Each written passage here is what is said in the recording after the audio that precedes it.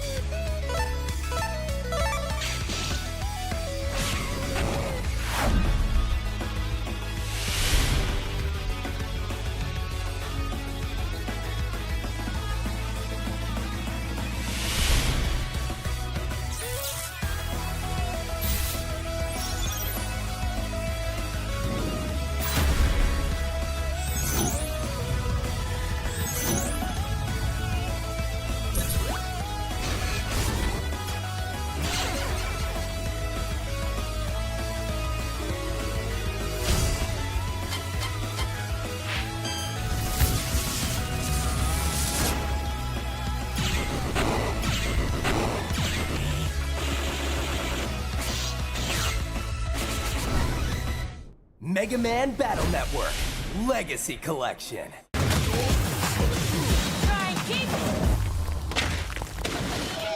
This is where we make an impression.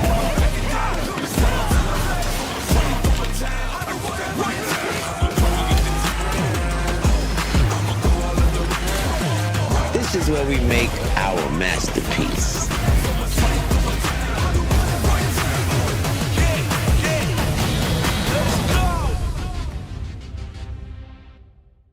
駒投げって言ったら不動産じゃないですか。そうだね、駒投げでね7年間過ごしましたからね。駒投げを打つ打たない 50% だとするじゃん。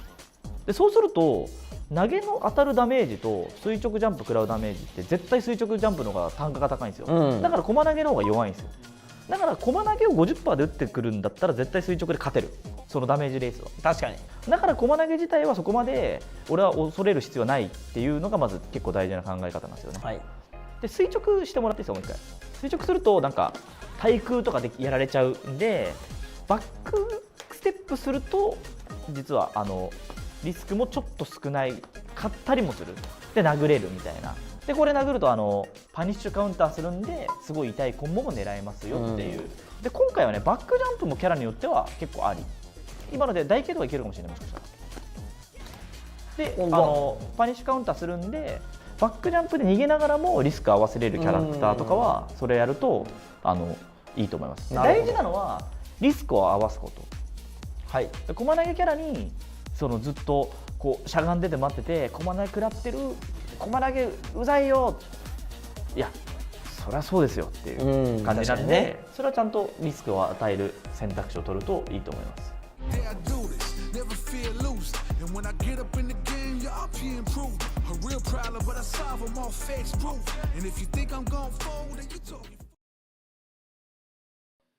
We're nearly at the midway point as we enter week 5, and we will have a great idea of what the playoff picture is going to look like by the end of this week. Street Fighter League Pro Europe, let's get it.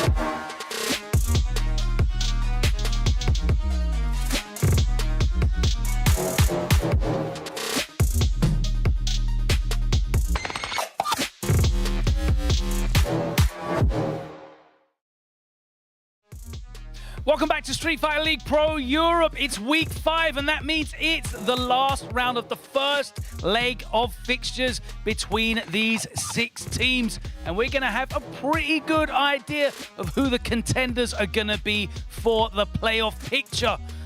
But there is still so much to play for, so many points available, and it could potentially all turn around still. It's going to be a fantastic week of matches from some of the finest Street Fighter 6 talent from across Europe. As we do approach the playoff picture, though, it's important to talk about exactly how that playoff format is going to work. And with a rundown of this season's format for Street Fighter League, let's hand it over to F-Word and Jammers. Thank you, Logan Sama. Welcome to one of the most exciting weeks here at Street Fighter League Pro EU 2023. I'm joined with Jammers, the one and only, and we need to talk to these guys before we get into what are some extremely crucial games coming up today. How this format actually works this season, Jammers. Yeah, so basically in the regular season, there's a home and away side. The away team have to reveal their player lineup, the character lineup, and their control scheme ahead of time, while the home team gets to counter accordingly for Game 1, Game 2, and Game 3. But now they're playing for points, and of course what happens is Game 1 and Game 2, they award the winning player 10 points for their team, but Game 3, which is a best of 5, they award 20 points. That is also known as the anchor match. Now, if there's a tiebreaker, a stalemate, there can be an extra game, which will be worth 5 points there. But then what happens on the playoffs, F-Word? Yeah, I mean, this is where it gets really interesting versus last season. First place, Jammers, goes straight to grand finals. Huge advantage finishing first. Second place advances straight to semi-finals. Third and fourth place will then have to battle it out for a chance to play against second place for a chance to then get into grand finals. So positioning matters a whole lot. And what matters even more so, in many people's opinions, is going to be that amazing prize pool, 60,000 euros. Cash monies, but even more so than that, a place at the World Championship Finals. We saw it all go down last year. Japan took it, but my goodness, was it tight. And we'll hope to see one of these teams representing to strong effects this year as well, Jammers. Well, there's always been storylines, surprising results. And we're, like Logan said, we are near the midway point. And there's still going to be topsy-turvy storylines to still be created. And we're still going to be expecting, or not expecting. Last week alone, results. man. I mean, look at the table. The table's just been all over. BMS top, Mouse top. Now it's 0-0 Nation. Just shocked everyone with that 40-0. They've gone top. Joint on points. I mean, it's so tight between that 4. And then, of course, that battle at the bottom to try and hopefully, you know, nab in front of one of those guys at the top struggling. Anything can still happen, man. It's all to play for. Indeed it is. But I'll tell you what, let's start introducing the teams so we get this match underway. So let's send it back over to Logan Summer. Let's kick things off. Thanks very much, guys. It's time to get into match number 1. And this is a top of the table clash. First place plays third place as we approach that midway point. And as you said, last week it was a huge result for 0-0 Nation, but our away team is going to want to put a stop to that. Please welcome into the arena, BK Rog.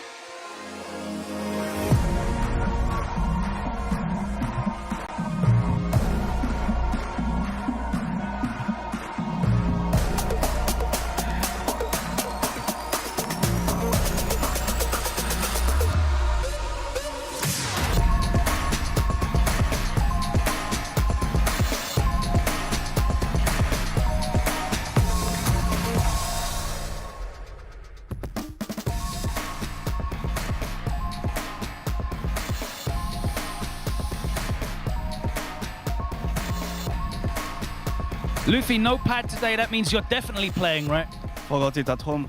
Oh, we'll have to make you play in Lost Property, perhaps. Yeah. This week, obviously, you're going up against 0-0 Nation, who are top of the table with a very surprising result last week. What do you think about the power level of their team? Pretty strong. I mean, Phenom is always the main guy in the team. He's always in the ace position. You can always count on Phenom to get there. We got a pretty good ace of your own at the moment. Let me talk to Nassim Claw. Come over here, Nassim. You've been doing so well in that anchor role, the 20-point game 3. Fantastic performances so far. How are you enjoying that responsibility? I don't feel I got much responsibilities on my teammate. We are all equal in the game, so I expect nothing from me, especially. Well, you have been delivering and you've been very, very consistent in that role. You know, a lot of people overlook E Honda. They thought early on he was strong, but now not so much. But do you think people are underestimating the power of E Honda? I don't think they really underestimate him. I'm just very good with him. I'm just good with him. For real. It's true. It's true. Yes, of course. So I have to carry the character right now.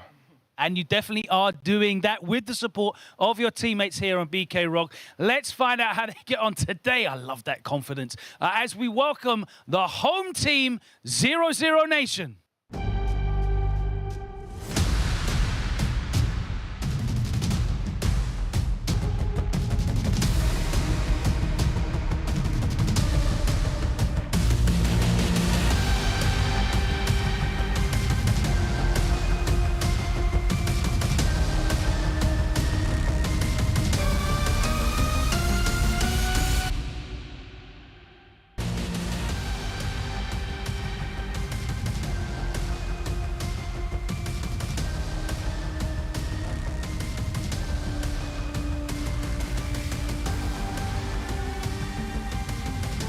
Zero Nation, top of the table. How does it feel to say that as we approach the midway point?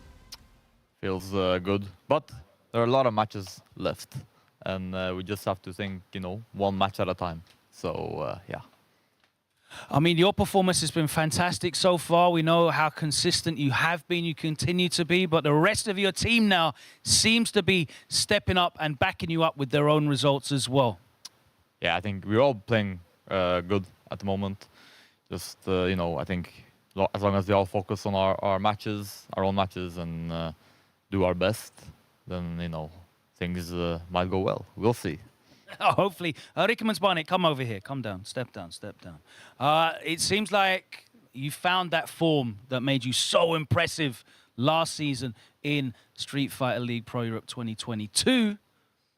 You know, we're going into this match against BK Rock, and you're on top of the table. Do you feel confident that you can maintain that consistency against such a team of new talent? Yeah, them being new is what's really going to be the wild factor here. Of course, I played them. They have been grinding the game like crazy since it came out. I have played them all a bunch. So I do have my history with them in the game, but I haven't played them offline tournament except Kane. But we'll see.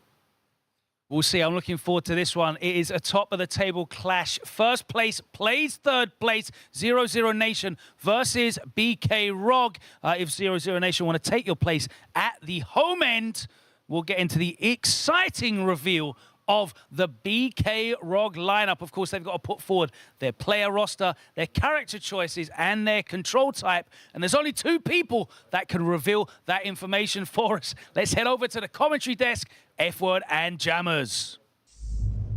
It's always good to hear Rickman Barnett share his thoughts on the game, players, and update us on how he's doing in general. But yes! I'm missing the Rugal stance, but still. Enjoying. You know what? We'll see that. Maybe the character will come later down the line. Who knows? But hey, this is the away side roster for Jamie. BK. He was kind of indicating at an episode before that he was wanting to play Jamie, but then, okay, because he's in the away side, he has to be locked in. They're in a very decent position. They can actually put themselves at the top of the table, I think, despite the outcome. Yeah, this is the top of the table clash. You know, so, that's very close in points. And it kind of switches things up a little bit. He's got a pretty solid Jamie. One of the World Warriors, he actually came to the Grand Finals, only losing to Kungster, I believe, with the Jamie. So I like that pick there. Kusanagi, playing the middleman once again. Solid, consistent. I like that factor. Wow, anchoring again is Nassim Claw with classic Honda, man. This is a regular theme here. And despite what he said in the interview, it's clearly a huge part of this team. And once again, the former EVO champion, the PS1 pad master, Luffy,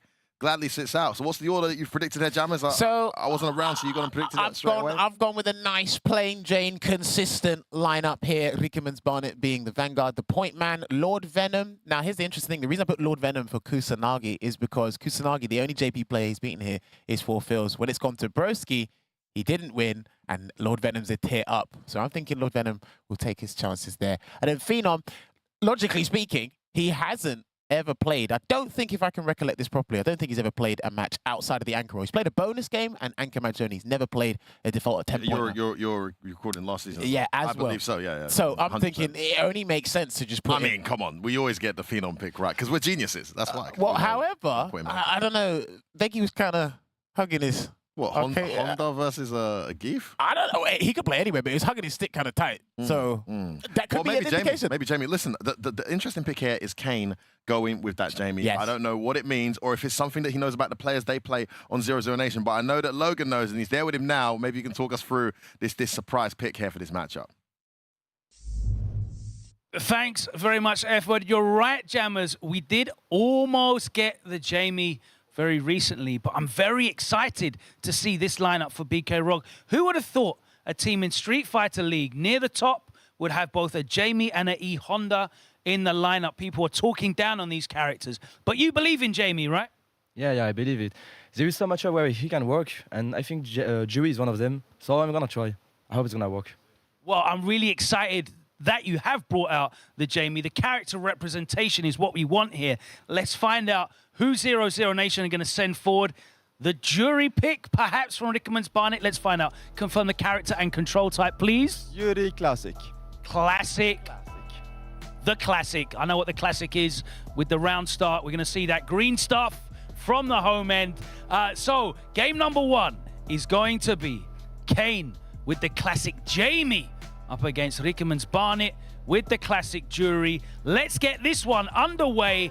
If you can take your positions at the stations and get set up, it's going to be a big one. The first time we've seen him so far this season, Jamie has been selected. It's going to be hype. Get your herbal esports beverages in, because it's going to be a cracker. Over to you guys, F-Word and Jammers. That is some Jose Marino-esque confidence in picking your opponent's lineup, and that's what Kane did. Not only did he say, Jamie can do well against, Jury. He didn't even say, I think he's going to pick. He didn't even get a chance to ask who he's going to play. He's just like, Jamie can do well against Jury, because I know they're going to pick Jury. And without hesitation, up came Rickman Barnet. Of course, him believing he can get this done, otherwise he wouldn't put himself forward. So we're going to learn a lot here, Jammers, I feel. Yeah, we don't really see Jamie that often. Highly uncommon character. It's good that Kane actually wanted to experiment. He's having a lot of fun with the character. He slept on. He's got some pretty underrated tools. I know people wrote him off right at the start completely, but over time they're like, wait, hold on, Jamie can do this, Jamie can do that. Agreed. He's got like 10 different ways to actually level up. But obviously, one of the things that people I think the level up game is very accessible. Well, one of the things people have been lamenting about the Jamie aficionados is it's like, okay, why can't it work the same way as Menon? Just because they function differently as characters. So if Jamie was to stick with level 4, if he got level 4 in one round, then it carried over, well, that's not a good look for the rest of the cast, because then he would actually significantly jump up in tier list placements if we're going off tier lists alone. However, I think he's got decent normals. The stand roundhouse, special and punish counter, his stand fierce, we're going to be seeing that soon. Dry rush, stand fierce. And remember, his special cancel all 3 points, because it's a 3 hitting move, so you can surprise people with a stand fierce. And they're not going to random DI you against Jamie unless he's doing some wild ass sweep. It's not happening. I think he's got some pretty bold frame traps. They're unsafe, but they catch people 20% of the time, but Kane's going to be showing us. And when he gets to that level, man, he's a different ball game, man. One of the best command grabs in the game. Maybe the best command grab in the game. And it's a comparable one as well, actually. So that scramble goes out in Rickman's Barnet's favor. We spoke a lot about, wow, instant wake up back throw. Wasn't ready for that as a tactic. We'd seen him deployed. He actually got the frame the throw bait correct and didn't follow through. And remember, stand roundhouse is special cancel. Gets that jumping heavy punch there. He's got some pretty cool safe jumps as well, actually. Really nice safe jumps. The biggest challenge with Jamie is just that damage output. Landed a huge fierce punch there on that throw with. Yes, we get the devil there. Nice call there, Edward. Goes for the arrow kick ender, goes for a forward throw, might close the gap again. Yeah. Oh, the little delay there, trying to bait something out. Yeah, don't absorb that block's done. But it's a great situational reset there for Jury being able to throw out that fireball. Love that choice from Rickman's Bonnet. But that drive gauge is depleting rapidly. Yeah, he gets hit with the swagger step there, and he gets 2 drinks. That is basically guaranteed. And what you know, Jamie's good when he's not clacking or desperate to get drinks. He's happy to play the matchup without it. That's that medium punch, by the way. So sneaky in terms of range. Man, this guy has got some pretty solid buttons. Nice cross cut there. Hit. If he didn't press the button, he might have been all right. 3 drinks, the command grab's available. He might do a cancel the command grab. Yeah. Oh, there you go. And there you go, level 1, the breaking, gonna close it out there. Literally done it as I was speaking. As soon as he got the drink there, Jammers, great call. But this is the thing, when he gets level 3, you've got to be cognizant of that command grab because drive rush cancel is a thing into throws. I mean, it's a wild comparison, but there's a tiny element in terms of similarity. Oh, that's unfortunate. Similarity in terms of game plan to when you know you're playing against a good Dark Phoenix in Marvel. Of course. Right? When they can play the normal Phoenix, like F-Champ, you know they're decent. This guy's playing normal Jamie and handling his own, but suddenly the round's going against him. There you go, try to run away there. That should be the round there. The best medium string in the game. Just flinched. Don't move. Catches him out. Good response there from Rickman's Barnet. And like I said, I like that he's not being too impatient, too desperate to, you know, boost up. Ooh, that works. This is back medium, I think. That's back medium, back roundhouse. Can't remember. Gets 1 drink there. So he's got the dive kick. There it is. We learn as we go along. This round is turned around quite well. And that's what you want. Every knockdown, you either sacrifice your Oki to level up, boost your character strength, or you take the Oki, keep the momentum. You've got the drive system to allow you to do that. Oh, nice. I was about to say he's spacing really well to evade the drive rush, but he just got a bit anxious there. Overreached with a dive kick and a wonderful crouch medium whiff punish there from Rickman's Barnet to get the party started. Well, Kane can risk a reversal here, just stay still. Or get burnt out, and that's exactly what's going to happen. Oh! Don't you dare Level try 3. to reset on hit. What did we speak about yesterday, Jammers? But it's not the CA version, so he can get an extension here, but it's very limited. And he goes for a strike doesn't have the bar to really extend big time. Nice button. There you go, this is the time. Oh, what a tech from Rickman's Barnet. Jamie's going to get his bar back. There it is. Rickman's Barnet. And ends the round with an EX swagger step. I'm telling you, people really need to start learning to parry that. It is a thing, but then what it does is a similar range that covers when you could do drive rush stand fierce, so you're not sure what it is, but EX swagger step catches so many people off guard, and of course when it's knocked down, it's basically a hard knockdown. And what's the damage on it? It's massive. It takes a chunk off you if you get hit by it. Dude, you should see it when it's level 4, when he gets the command grab and then just does that. It's like, it is bonkers, mate. But he got caught off guard there, not necessarily sleeping at the wheel, he just got caught off guard, and that's exactly what the move's intended to do. I think more credit to Kane there than discredit to Rickman's Barnet. Yeah. Adjusted really well in that round, and this Jamie pick looking good for the money so far. There you go, drinks up. It does EX. Fuha. Change the distance, and then again, the regain ground there with the drive rush stand fierce. That stand jab, he's been slipping it in. Gonna go into the free flow kicks. Straight to the target combo. Dive kick there as well. That gives him an anti-throw tool when he gets the dive kick as well. Knock him down, you try and throw him, whatnot. He can do wake up dive kick, but backs away again. Try to swag a step there, but as long as you put the fireball out, it's not going to work. Not projectile invincible. Oh, that doesn't work. Gonna get full punish here. To the corner you go. He takes damage instead of the drinks instead, puts him in the corner. 1 throw.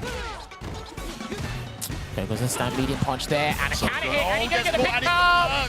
Yo! Conversion there from Kane. Just a slight moment of hesitation there from Rickman's Barnet. Gets opened up, and he gets himself 2 game points here. That is crazy, and it blocks the swagger step. That is -1 on block, so that is a nice move to throw out all the benefits. -1 almost means nothing in this game, right? Basically. No, you cannot do that to Jamie. 100% ready. I'm not sure why Rickman's Barnet went for that. Maybe he thought it was a swagger step. Drink up, baby. Nice anti here. Right, rush in, and there you go. There's that anti-throw tool. Punish though. I think he was too high. Too high. He didn't get the execution right. Got the trip guard recovery there, did Rickman's Barnet. Now he's in corner. Wow. That parry gets baited out, almost burnt out. There it is. Great situation there for Rickman's Barnet. He's only got level 3 to rely on here, Kane. Throw, not quite. More, the meaty drive impact. I mean, would you even want to spend the meter? That was like a meter bait. Yeah, literally. The only thing he had to do was get out there with level 3, and that probably wasn't the thing to do. Gonna drink up again from the sweet target combo. And backs away again. Oh, nice. Nice. That juggle was, too. He was very fortunate. That ended there. There it is. He gets it this time, Jammers. Wake up the X-dive kick. Swagger step on block. Just backs out of there. He knows -1 means nothing. Doesn't want nothing to do with that mix up there, Rickman's Barnet. Catching him backwards, but Kane's been very good at getting the party started. That was a He's risky very sweep, well lucky. punished. But Oh, that hit! You can use that sweep as a spacing trap. I've seen it. Yes, it's very good from certain distances, but that was not spaced well.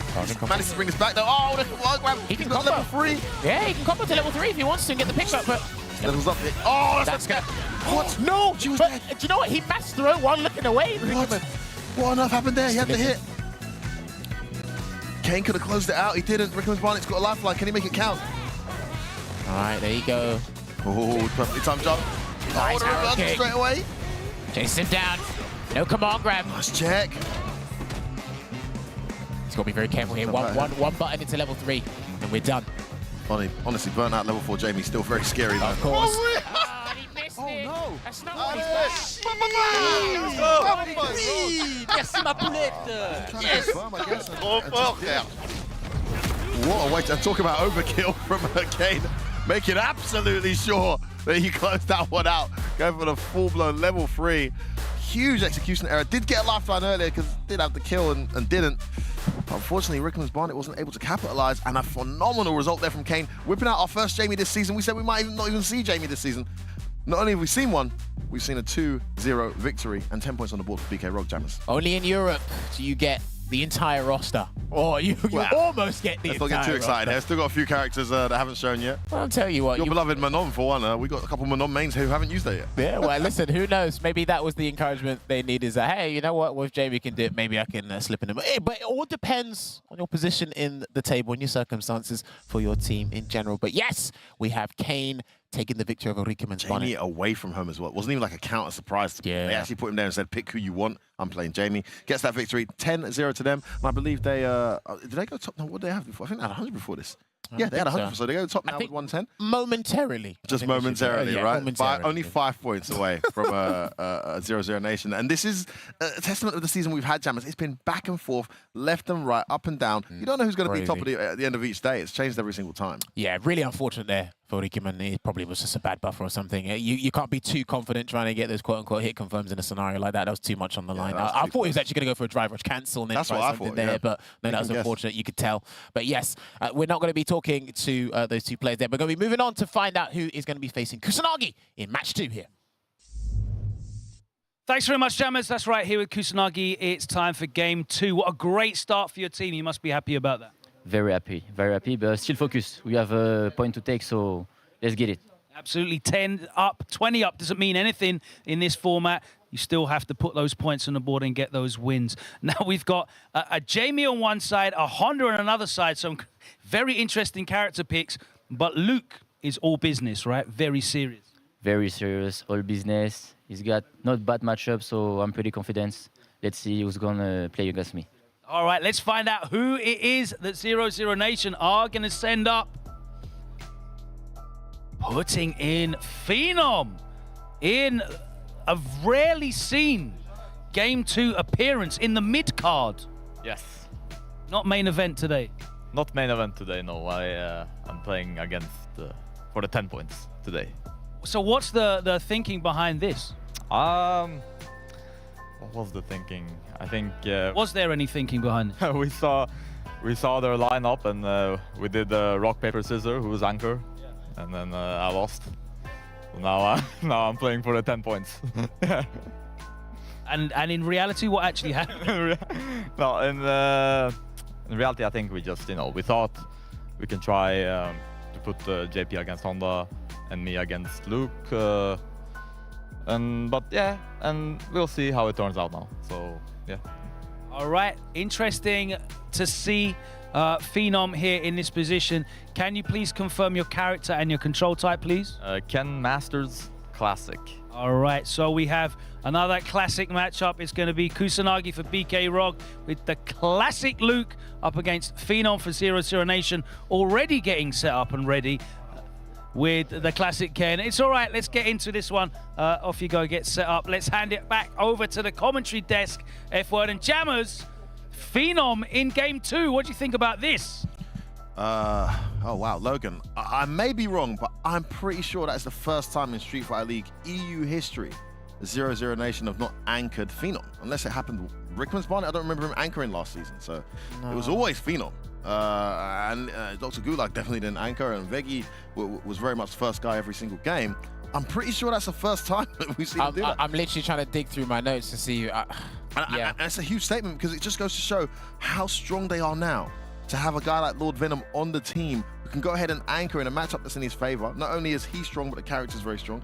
For Phenom, they're ever so reliable to finally say, I trust my team enough here to actually not play the anchor role. It's a huge statement. It's a huge deal for them. Well, look, again, like you said, it shows the versatility. And when we saw Lord Venom in the lineup, I did think to myself, at one point, he's going. Le premier saut que tu fais, c'est pas un saut HP. Tu fais un saut parachute. Tu peux tenter, ok? Le premier. Si ça passe pas, arrête. Mais par contre, si ça passe une fois, tu le fais pas deux fois. Tu fais qu'une fois. That's the word. The trust to do it. And again, 10 points here. It's not guaranteed for 0-0 Nation, but they put themselves in a nice position here. But these guys are fighting for top of the table in SFL Europe 2023. And Kusanagi, no slouch, man. He's just happy to be here, have a good time and play some of the best and just get back into that competitive play, you know? So he'll definitely take this one on the chin and see if he can get those 10 points there. And this is the thing as well, because hypothetically speaking, if Kusanagi beats Phenom here, then it's all to play for with Lord Venom against Nassim. And Nassim, he said, I've been carrying Honda. I'm a very good player. Honda, underrepresented, and that's for good reason. But I'm carrying him, so we'll see how this one unfolds. This could be, well, this whole fixture is important, but this matchup here could be the decider. Who knows? It's a very important match. I think even more so for BK Rog. Of course, they started the day slightly behind 0-0 Nation. They've got that first 10 points to get them in a better position. Now they can really start cementing a gap at the top, and something that no one's really been able to establish yet is a gap at the top. We haven't seen a clear leader yet this season, and the winner of this could be making that statement very early on as we head towards the halfway point of the season. Now, speaking to Phenom, he's not a guy that, you know, speaks very loosely about, you know, winning matchups, but he will tell you matchups that he finds slightly uphill. And he's actually told me that Luke is one of the more tricky ones. A lot of Kens agree. It's still very much, you know, even, maybe 5.5 Luke. But interesting that he put himself up in this matchup that isn't necessarily favorable for Ken or back and forth, even in the Ken's opinion. Well, let's not forget, could have played against Honda. Kusanagi beat Takamura a couple of weeks ago, so he was using Ken as well, so he should be very comfortable in the matchup because he does have Kane on his team, and then perfect parry. We're going to get perfect knuckles. Straight to the corner. Nice throw tech. Jeez, we checked those. He's waiting for that. He's watched the tapes. Definitely watched the tapes. It's funny that because of the freeze, you got a slightly delay when it's jab. Straight to the corner there. No throw this time. All right, counter hit confirm, and he's going to go for the medium flash knuckle off of the EX knuckle. Conversion. Again, a perfect parry. That's going to be scale punish there. Good block on the overhead too. Still makes it frame advantage plus. Oh, almost. Oh man, almost. He's been getting a lot of players this season with that backdash back roundhouse. It was a very early throw from Phenom though, which was a good choice because it saved him. That or it was a late roundhouse. Yeah. Backing away, just waiting for the drive gauge to replenish here. Another perfect parry on the fireball. For fun. He's still looking for it. They're playing at that very dangerous fireball range here for more than one reason. Good patient blocking there. He's read right on wake up a few times there. Kusanagi kept himself in this round. I like this. Just staying here, maintaining it. He's not going to commit to it. And there you go. There's the Kusanagi special. Drive rush. It's a nice way to assess your opponent. What's he looking for? What's he ready for? Drive rush stop. 10 seconds on the clock. We got to watch out for that timing freeze again. Phenom won't 5 seconds because of that. Too far. Phenom's going to wait this out. He's going to do it.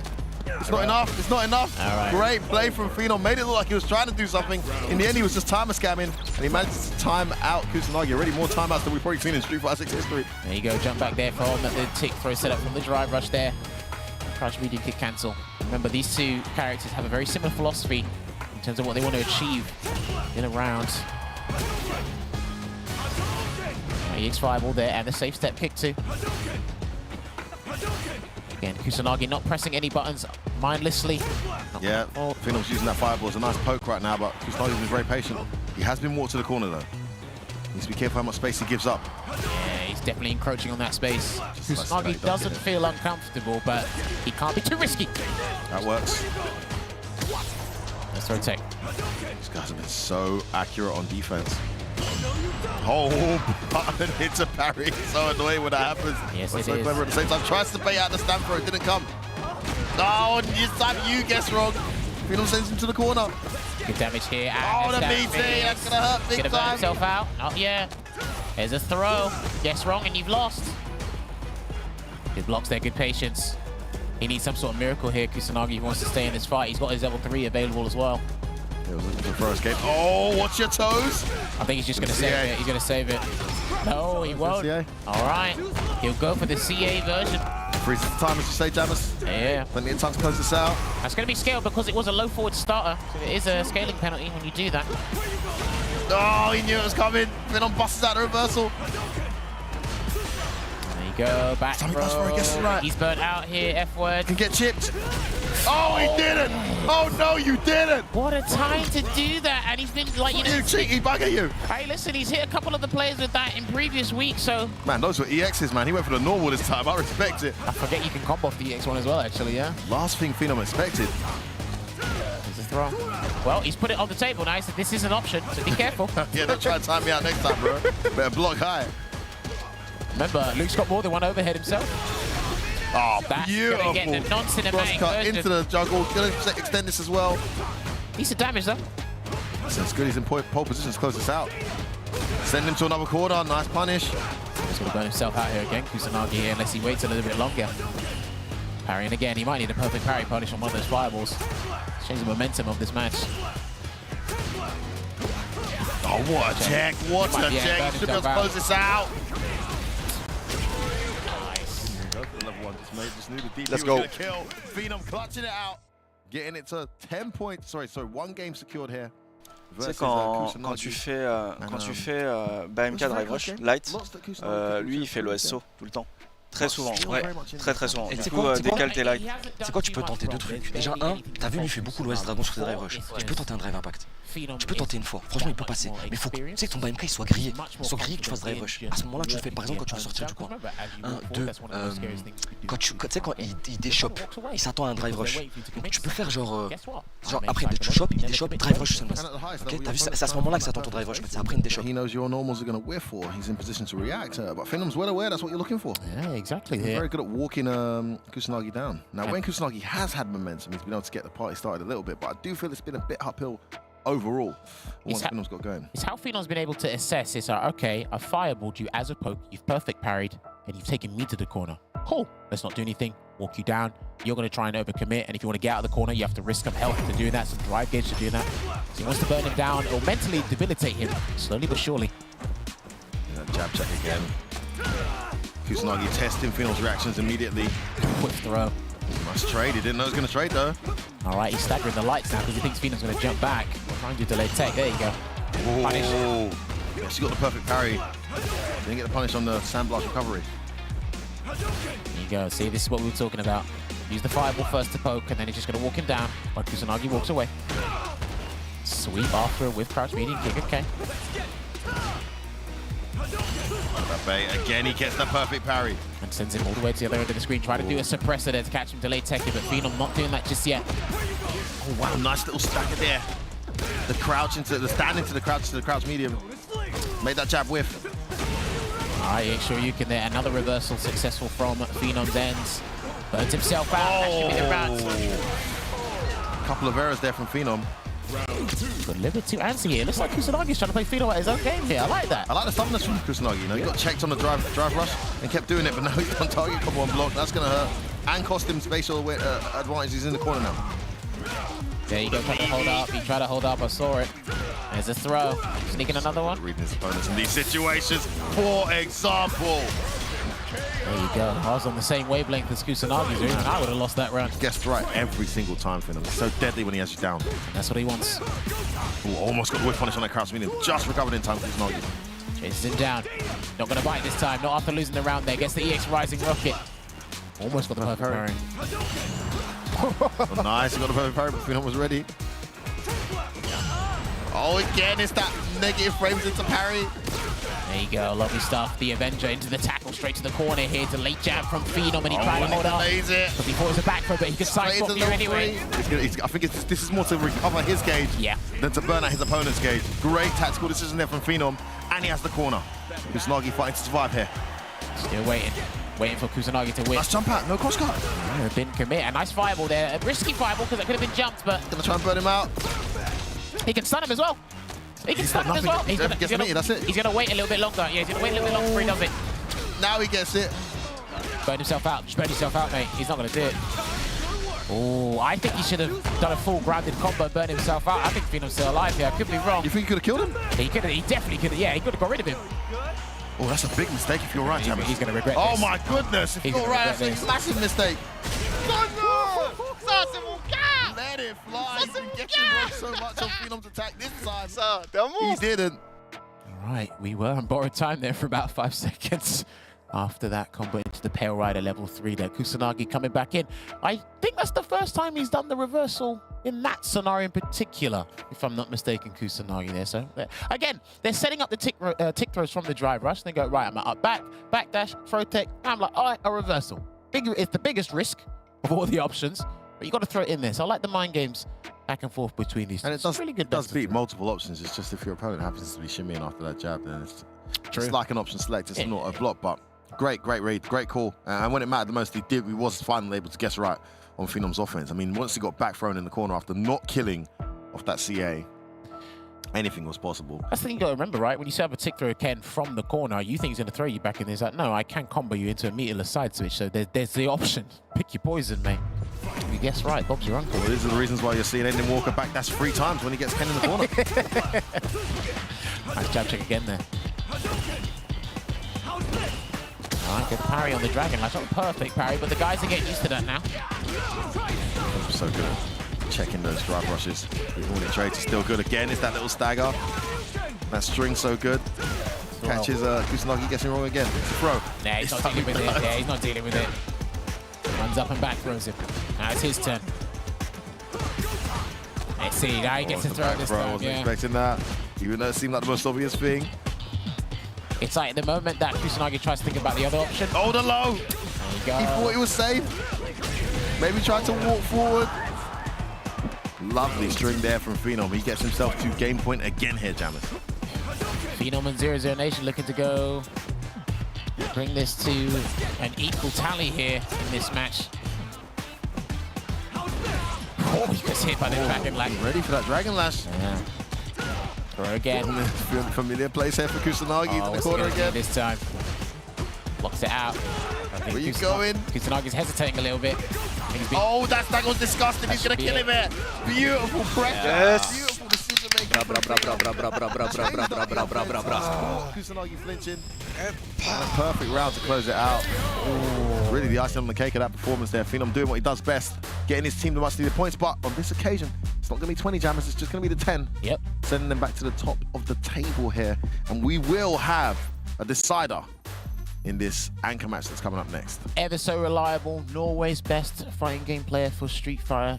He is there doing the job once again. Whether it's 10 points or whether it's 20, he keeps his team in the fight here. Very efficient there from Phenom. And I've got to say, I really did like the player set there, the back and forth psychologically between Kusanagi and Phenom. I wish I could see that a little bit more, maybe an extended set in the future at some point there, maybe a first attempt. Street Fighter at its finest, as you can see there, 10 apiece now, 00 Nation and BK Rog going back and forth. And it's just, it's basically epitomizes the season we've had so far. We're week 5 now, and we're still seeing these guys go left, right, toe to toe. It's so difficult to call who's going to be getting that first place.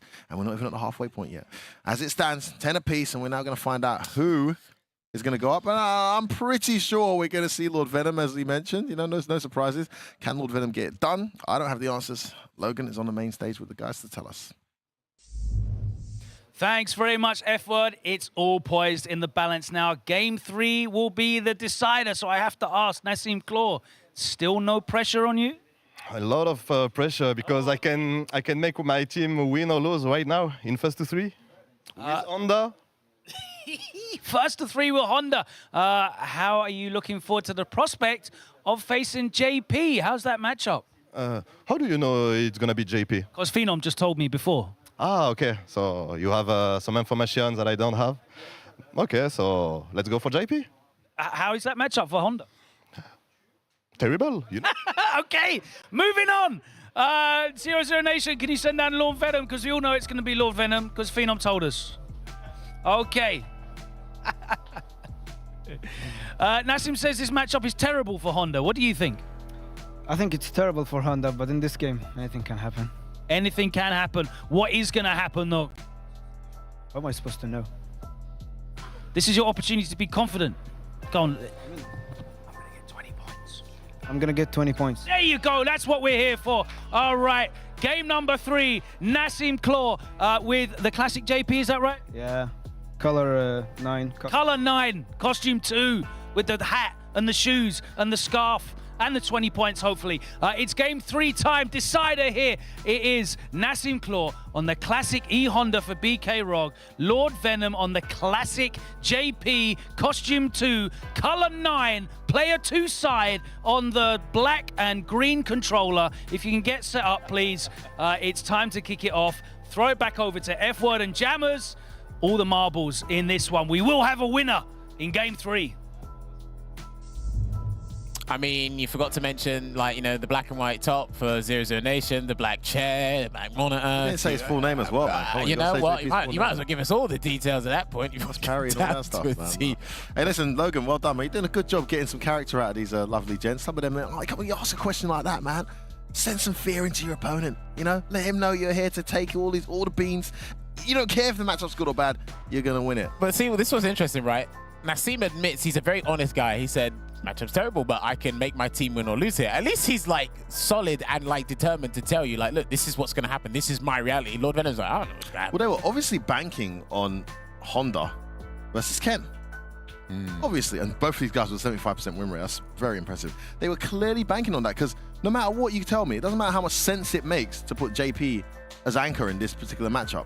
Phenom has anchored for his team every game we've seen him. It's just a formula for 00 Nation. He's the when he gets comboed or is about to die or close. Yeah, he's smashing level 3. Yeah, yes. Did it the same against Poppy.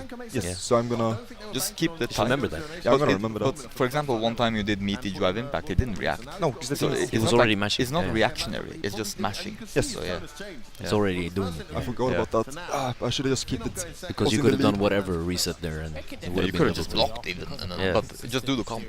Yeah, I was just from now on. I'm not gonna do DI. Maybe. Yeah. I'm not gonna test. Against him, I mean.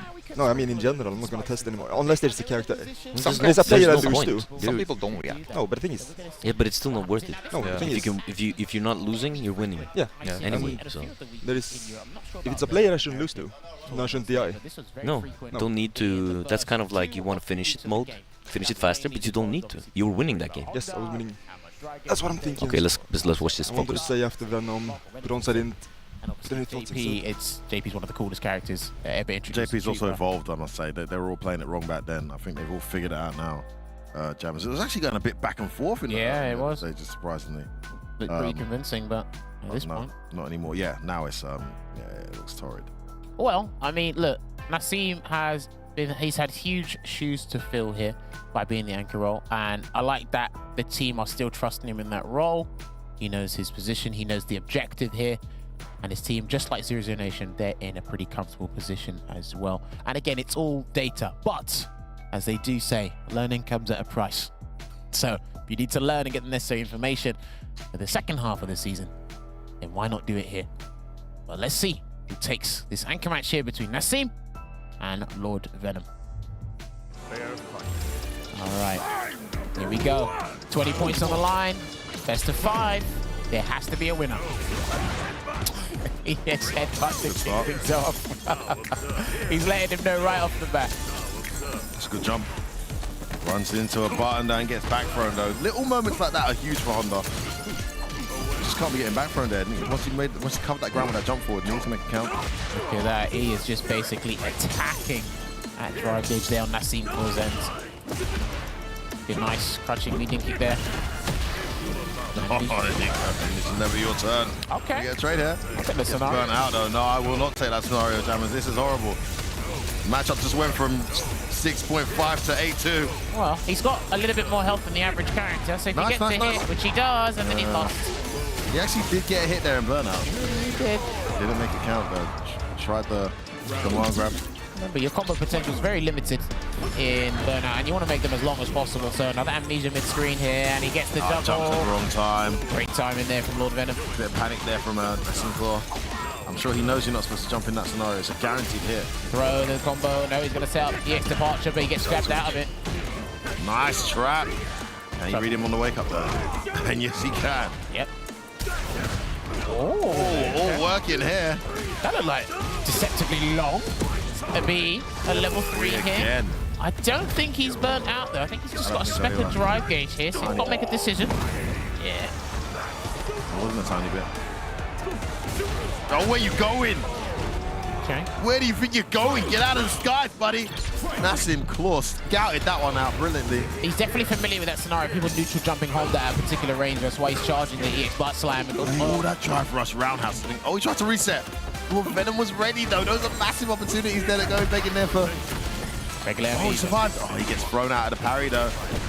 And then the drive rush into the drive impact. Beautiful choice from Lord Venom turning this around. He's not going to level 3 yet. Oh, should be the game. Should be the game. Full on optimization. Yes. Nice. Interdiction. Taking. Du kan fortelle han at en ting jeg vet om han andre, at han alltid sitter og venter på backjump når du I hjørnet og du low på drive.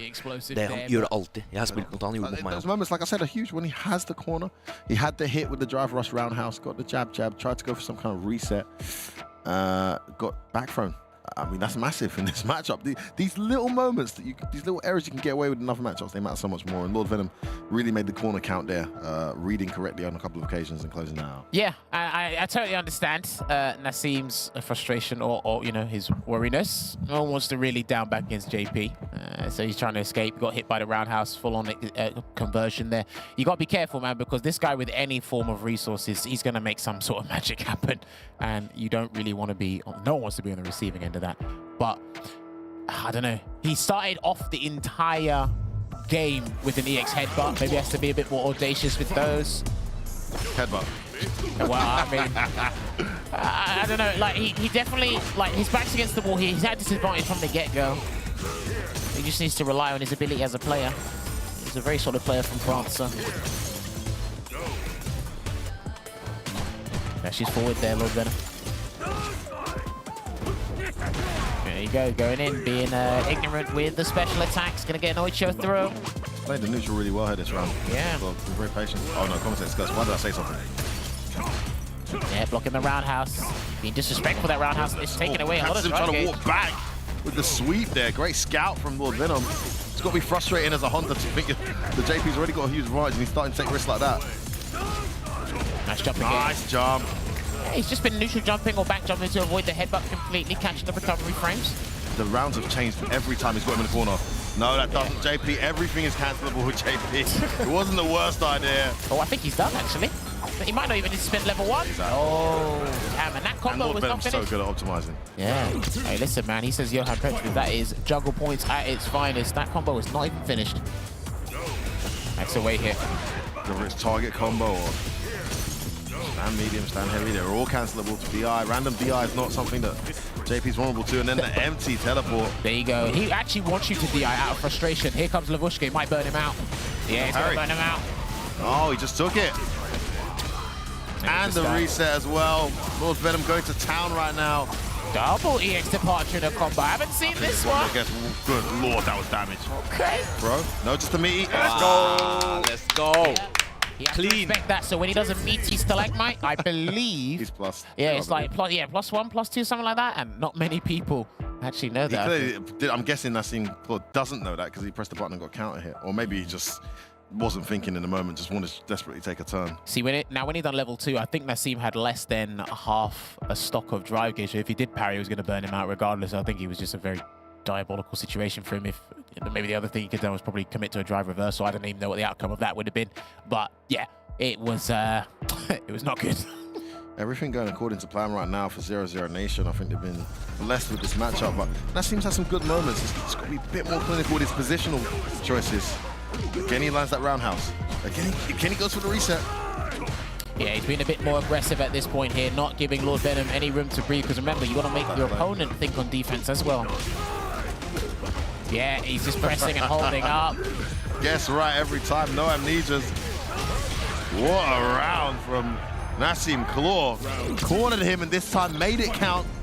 Guessing correctly for that long against JP is not something that, oh my goodness. What a jump back roundhouse there from Lord Venom. Such a great animal. Such a great animal. Range, downward hitting hitbox. Well, remember, we said he hasn't got a bad button and that's missed. That's missed. Oh, I'm not sure why. Oh, wow. The spikes have missed as well. Overhead. Oh my goodness, this round is going tremendously well. Meter bait as well. Nice check though. Slows down some of this momentum. Back throw. I'll take that. Oh, and he's trying to do a regular amnesia, I think. That looked like regular. Not sure. I think it was a parry, no? Was it not a parry? He got punish counted, so I'm just assuming. I could be wrong. All right, we're going to pick up here. And that does combo. Show of force. Oh, that's going to be all right. Oh, no, it isn't. Oh, no. And he's done. Oh, man. Good Lord. Welcome to my world. They call me Just Parry, and I've got different forms of them. One of them is that. Damn, I don't think I've actually seen that conversion before. That was actually brilliant, sublime stuff there from Lord Venom. Gets hit by the EX spikes. I mean, that's such a specific situation as well. A butt splash hit mid-air. Well, he knew he wanted to convert off EX amnesia regardless there, Lord. But the height is different as well, Jam. It's so well executed. And the height is what made that combo possible. Amnesia again. Yeah, he's amnesia more now. Oh, no. That bet doesn't work. Terrible gamble from Nassim Claw. All right, he's spending level 3 just to replenish some of that drive gauge.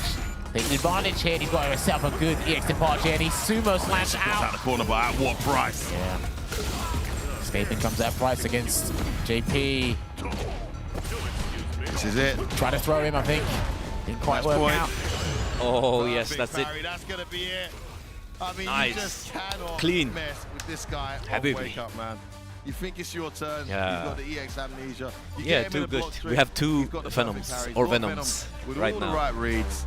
Made the adjustment. It was just too uphill a battle for Nassim Claw. And you can bet your top dollar they did not bet that they'd be playing that matchup for the 20 points. Instead, they did. And flying away in first place now, I believe 135 points. 0-0 Nation. What a turnaround. 2 weeks ago, they suffered a 0 and 40 loss to Guild, I think. I think they were at home. And all of a sudden, they've turned it around. Responding with that 40-0 last week and then 30 points on the board today. Phenomenal, phenomenal. They could be the ones.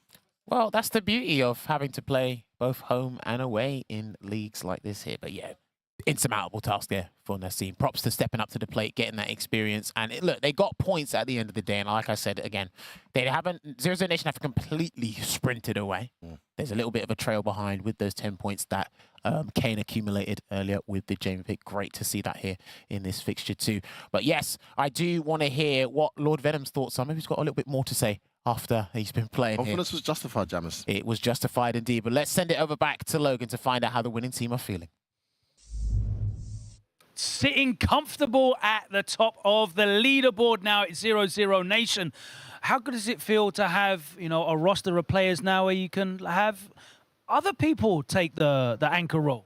It feels really good. It's like having another Phenom or Venom, you know? Lord Phenom and Lord Venom. Yeah, it's like, Venom the Moose, Lord Phenom. We can just mix and match, and I think it's really good. I think it's fun. Yeah, I like it. Yeah. Because this is the guys on the commentary said this is the first time in 2 seasons of Street Fighter League that you didn't play in that anchor role. Is that right, to the best of your recollection? I think I had like one 10-pointer. There was a last match against Reason last year, but I don't think that match was had any say in the point ladder. You're already qualified. We're already qualified, yeah. So really, it was the first time in like I'd say important match. Then I was not anchor. Yeah. See, I told you, positive attitude, the confidence, and you got the 20 points.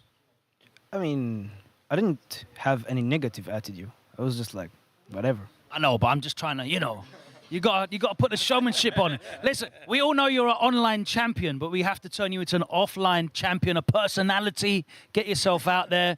You know, the JP gameplay is incredible, but there's a few good JPs out there right now. We have to make sure you stand out, and you stood out today with the 20-point win. What was the deciding factor in that matchup? Did you think it was a character mismatch, or did you have a good read on Nassim Claw's style?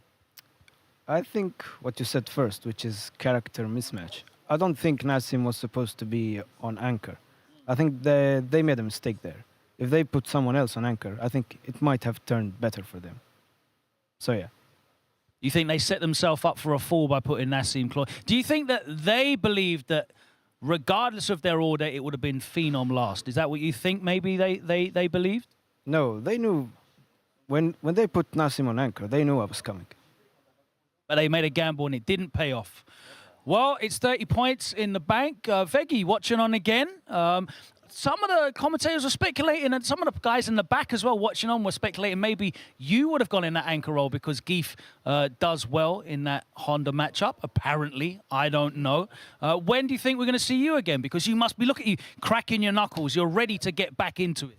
Yeah, I really want to play, but I am more focused on having a team win. Being in first seed is very important this year. It's not like last year where it's the most important part is being top 4.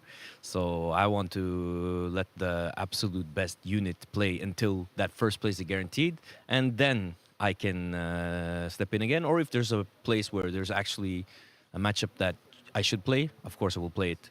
But right now I want us to secure the wins, and we have. It's just right now they are the better picks. So it makes no sense to pick someone just to pick them.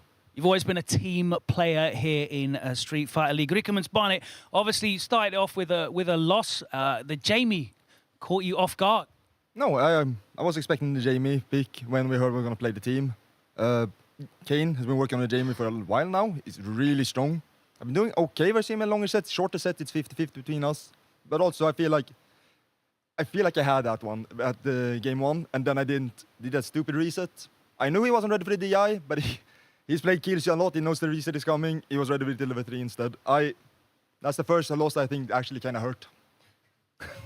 Well, thankfully, you had the team behind you, and you got the 30-10 victory. That means that 0-0 Nation stay on top of the leaderboard here at the end of the first half of the regular season.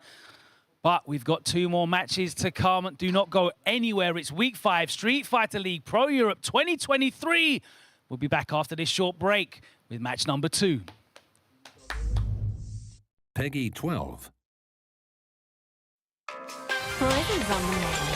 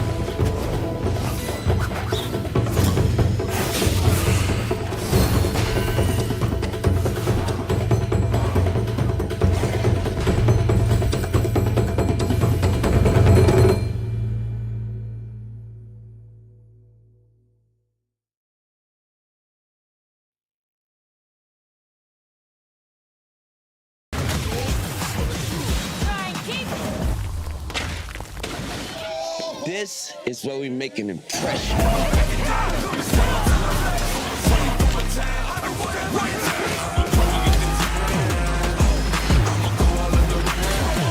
This is where we make our masterpiece.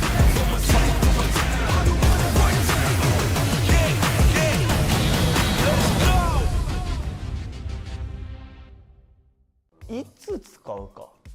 開幕。いや、でもそれは正解だと思います。分かりやすいかなと思いますよね。ゲージが6本あるときに使うと、まあこう消費しても大丈夫なのかな。無駄にならないですからね。うん、大丈夫なのかな。てか開幕が始まった時点で俺ゲージ無駄になってる時間だと思ってる。あ、そうなんなら早く使いたいなって気持ちになるんですよね。うん。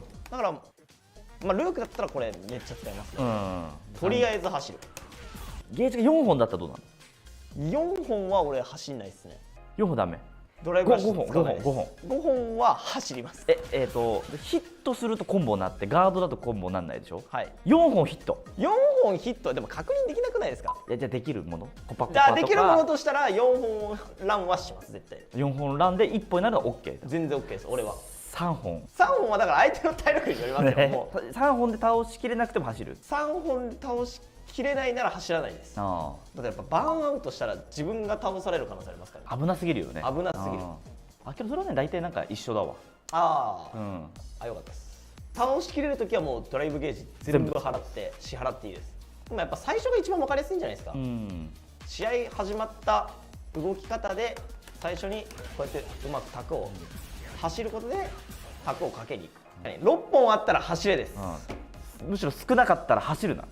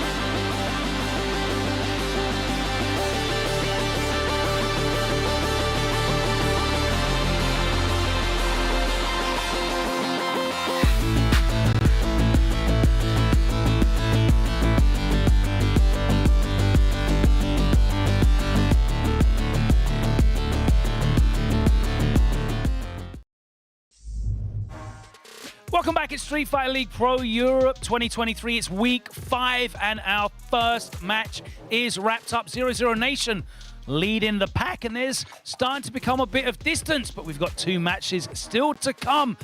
And the teams are going to be chasing hot on 0-0 Nation's heels as we approach the midway point. But before we get into our second match, I'm sure you've been enjoying the in-depth insight and analysis from our fine commentary pairing on the desk as they call the action and highlight the plays of these incredible pro players throughout the season. Well, if you want to get a breakdown of some of the terminology and concepts they're talking about, we've got you covered. Let's go over to F-Word and Jammers for their latest tech tip. Thank you, Logan Sama. As mentioned, every time we have to tell you guys, there's new watchers, there's old watchers, there's those of you coming from different games who play fighting games but don't necessarily know what all the words and lingos we use mean. So to help you out, we have this lovely segment of the show where we go over one of the words we've been using throughout the shows and explain to you what it means. Jammers, I believe you've got one for us today. What are you going for? Yeah, I tried to pick a simple one, and that is chip damage. So chip damage in layman terms is basically damage you take while blocking. Now, this is predominant in a lot of fighting games. It's becoming more apparent. Now, here's the thing. In Street Fighter 6, chip damage works a bit differently because obviously you've got your vitality gauge and your drive gauge. Now, when you are blocking, you do take chip damage, but to your drive gauge. That's basically your second life bar.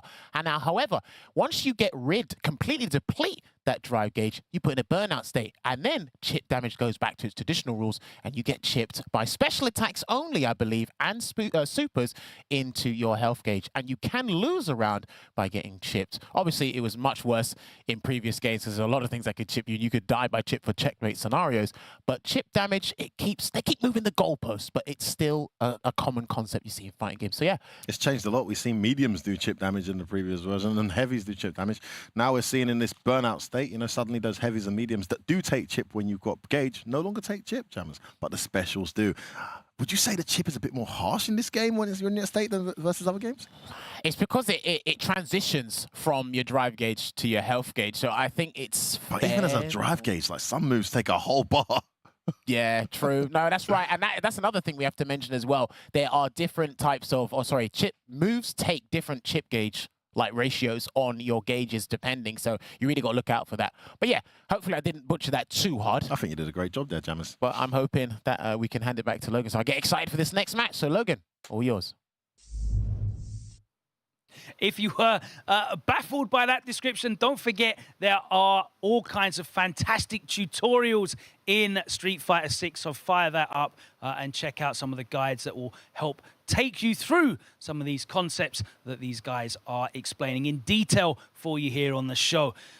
It's time to get into match number 2, and we have another team that is battling for those top spots, going up against a team that could really do with some points this week. So let's welcome, first of all, our returning champions on the away side. It's Mouse.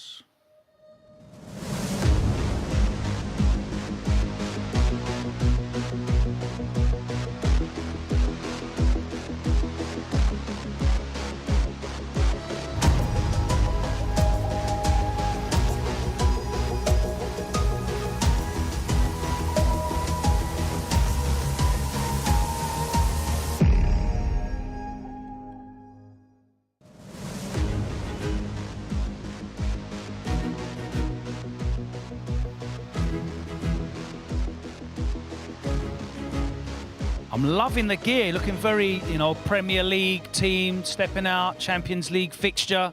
Broski obviously flip-flops and shorts. Might have to get a fine for the uniform. Nah, he's all right. He's earned that. He's earned that.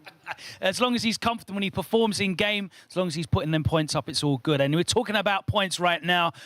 We've just seen 0-0 Nation put up 30 on the board. You're going to want to be chasing them. That number 1 spot, how important is that for you to secure this season? Yeah, it's very important for multiple reasons. You do less work to win because you only have to play 1 game and you start at home. So that's very important, and we'll be looking to stay on their tail. Absolutely. Broski, come over here. Let's have a chat. We are moving into this match against Guild, and a lot of these players, obviously, you will go up against a lot online and offline as well. Do you feel you have a lot of great knowledge of these players going into it? Are you feeling very confident and relaxed? I mean, I'm confident and relaxed. In terms of online experience, I've played quite a few of them a lot, but I haven't played Joker that much online, so we might see that. But yeah, I think we're good. You've seen the performances of 0-0 Nation. Obviously, they seem to be coming into their own and pulling away. Are you looking to step up? Absolutely. They've raised the bar. We got to meet that expectation. All right, looking forward to that right now. Let's welcome into the arena your opponents, the home team. It's Guild.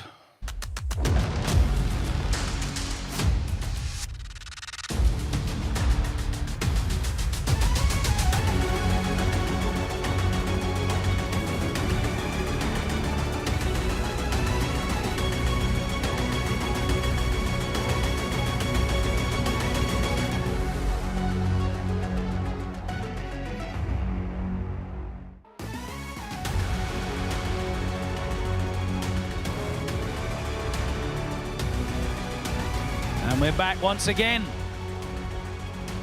Okay.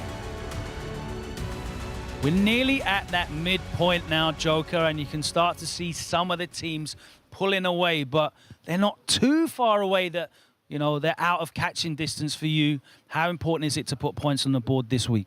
Yeah, definitely. Every point matters, of course. It's one of those ones where we're at the midpoint now, to be honest with you. So we're definitely not out.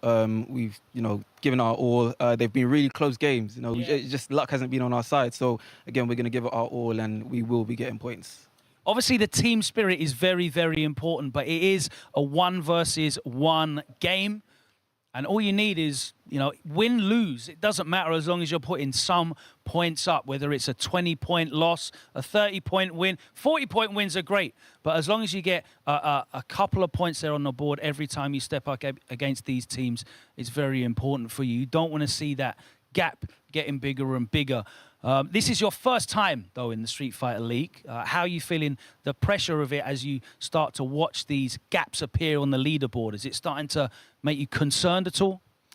Not at all. Not at all. I knew that the competition was going to be fierce, but I'm ready. So let's go, really.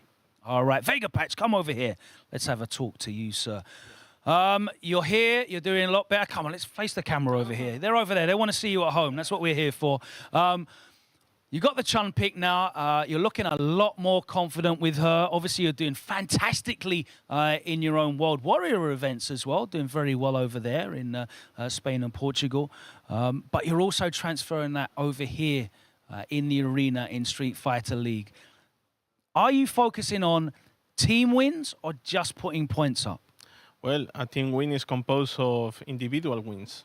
So you basically have to pair players with their best matchup possible and trying to get as many points as possible. That's everything there is. How in-depth is that pairing process? Are you guys, obviously, you're putting hours in actually playing the game, but how much time are you putting into working out what your best scenarios are in terms of player versus player, character versus character? Well, we analyze who does the best against a certain player, a certain character. We help each other to improve in that matchup. And basically, that's everything. It's not that complex. You do most of your work at home before the league starts. Where if you do everything the day before, it's maybe too late. Just like your homework, right? You do it the night before, you have to hand it in. You're going to be getting C's, not A's, and we need those A's to get into that playoff. Let's see how you get on. If you want to take your seats over there at the home end, and we're going to get into match number 2. We have Mouse on the away side, which means they're going to have to put forward their lineup. First, let's head over to F-Word and Jammers to find out which players, characters, and control type Mouse will be showcasing here in match number 2. So I've referred to Team Wolves as the close but no cigar proverb, but I kind of see Team Guild as glass half full, glass half empty, to be honest with you. They kind of look at it both ways. It's like, we haven't got the win, but we've got points. And it's like, there's a positive and a negative. But hey, if we're looking at Team Mouse, they're here to go for the juggler. They want that dub here. And this is the lineup they're going to be having for the away team. Surprise, surprise, Mystic Smash is going to be in that anchor role there, F-Word. Okay. Very interesting. So you got Broski, Classic JP first for the best of 3 for 10 points. Then Problem going second for 10 points in the best of 3 with Marissa Classic. And then Mystic Smash. He's been a very, very reliable player for them this season. A bit of a surprise package. Not only the fact that we know he's a very good player, but the fact that they rely so heavily on him in situations like this. I think it's the second time we're seeing him play Anchor, if I'm correct. And no surprises at this stage, I guess, just because we've seen him do it before. And obviously, Problem anchored last time, didn't go too well against the Honda. And there must be some matchup reasons why they've done that as well, Jammers, right? I mean, the most fascinating thing about Team Mouse for me always is the reason why someone is sitting out. And Ending Walker's sitting this one out here. But this is our predictions on Team Guild's end for the home side. We were going back and forth with this, weren't we? Yeah, I can definitely see Takamura playing anchor role because I actually personally spoke to Mystic Smash before the whole competition started. And I said, you know what, can you just tell me DJ's bad matchups? He said, I personally don't like Guile and Ken. Surprise, surprise, you got a Ken on Team Guild, so it only makes sense to put Takamura there, hypothetically. Assuming Takamura knows or feels the same way about the matchup. Of course. 100%. But then, of course, Takamura is the talisman. I mean, he should have beaten Wolves last week. Just a massive combo drop that cost them 20 points. And then we fought Vega Patch with his experience, would be confident enough. I think you were saying Joker Jokes because he knows Problem well enough to go there. Then we were deliberating between Joker Jokes and Suleiman. Yeah, for game one. It's interchangeable. I mean, they got a pretty good anti-JP team in there. But, you know, enough of us deliberating. That's our predictions. We'll see if we can finally get some right. It's been a while. Logan, take it away. Help us. Thanks very much, guys. I think they're very sensible predictions when you look at the character matchups. A lot of people mention that because of Kimberly's mobility, she can be tricky for JP. I'm not sure JP has any losing matchups, but that mobility obviously is tricky for you setting up your traps in your zoning game. Would you say that's the case? Yeah, I don't think Kimberly has an advantage against JP. I just think it's an awkward matchup because she's got so much mobility, as you said. So yeah, it's hard to keep her under control. So do you agree with that prediction? You think you're going to be facing Suleiman? Probably Suleiman. I think there's a small chance of it being Joker, but I'm expecting Suleiman. All right, let's find out if both Broski and our commentary duo are right. Guild, if you said forward your first player, it is going to be Joker this week. He's making his return. Another hyper-mobile character. If it is the Cammy, can you confirm? It would be Cammy on Classic, yep. Fantastic stuff. Thank you very much. Right, what's the thinking here? Obviously, we wanted to see you back in action and you're starting it off. You're going to set pace for your team. What's your thinking in this pick? It's literally a case of I played many JPs. I've got a lot of anti-tech, so I'm very confident, really, you know. So I was showing some of the tech to some of the teammates and it was sort of new to them. So if I'm somewhat the most prepared, let's go. All right, he says he's the most prepared. Let's find out if he's prepared enough for JP and Broski. It is going to be Broski with the classic JP for Mouse, Joker Jokes with the classic Cammy for Guild. Match 1, if you guys want to get set up on the stations, over to F1. And Jammers called it wrong. What do you think about this one, though? We got that one wrong, but I honestly can't be too upset. We knew it was going to be one of those two players. We deliberated back and forth, and we didn't know that Joker has some unseen tech. There's only so much we can know. That excites me. So I'll take the L, and I'll actually take the L over being right. I prefer seeing an amazing, tight, exciting matchup and learning some new tech in a matchup that we've already been significantly exposed to in a short tenure of Street Fighter 6. I don't know if you, Jammers, have seen some of this anti-JP strategy that he's come up with. Do you know what? I do browse CFN a lot. I think CFN's one of the best things Street Fighter put in one of their games. So shouts Capcom for putting that in there. Say it again, brother. Say it again. I've probably seen one or two things, but not what he's brought for SFL specifically, because remember, there is that famous saying, save that stuff for nationals. Save it for the big leagues here, and he is now part of the big leagues. It's so good to see Joker Jokes officially sponsored for Street Fighter, man. He's been playing. I've known him for over like a decade. Yeah, I've known him for over like a decade. And he's been traveling a lot recently as well, actually putting the effort in as well as the talent and skill. He's actually going out of his way to try and be at these tournaments, and as you mentioned, had a great run at Brussels Challenge and other events that have taken place as well. Yeah, so just quickly on Team Mouse, Broski stepping up here for another 10 point, one of the most reliable guys that has been on their team. That's why it probably brings him back into the squad. We're nearing the midway point. Now, as far as I'm aware, let's do this. Good luck, man. Let's go. Mouse have either had narrow wins, so the 25 to 20, or they've only won 30-10 victories.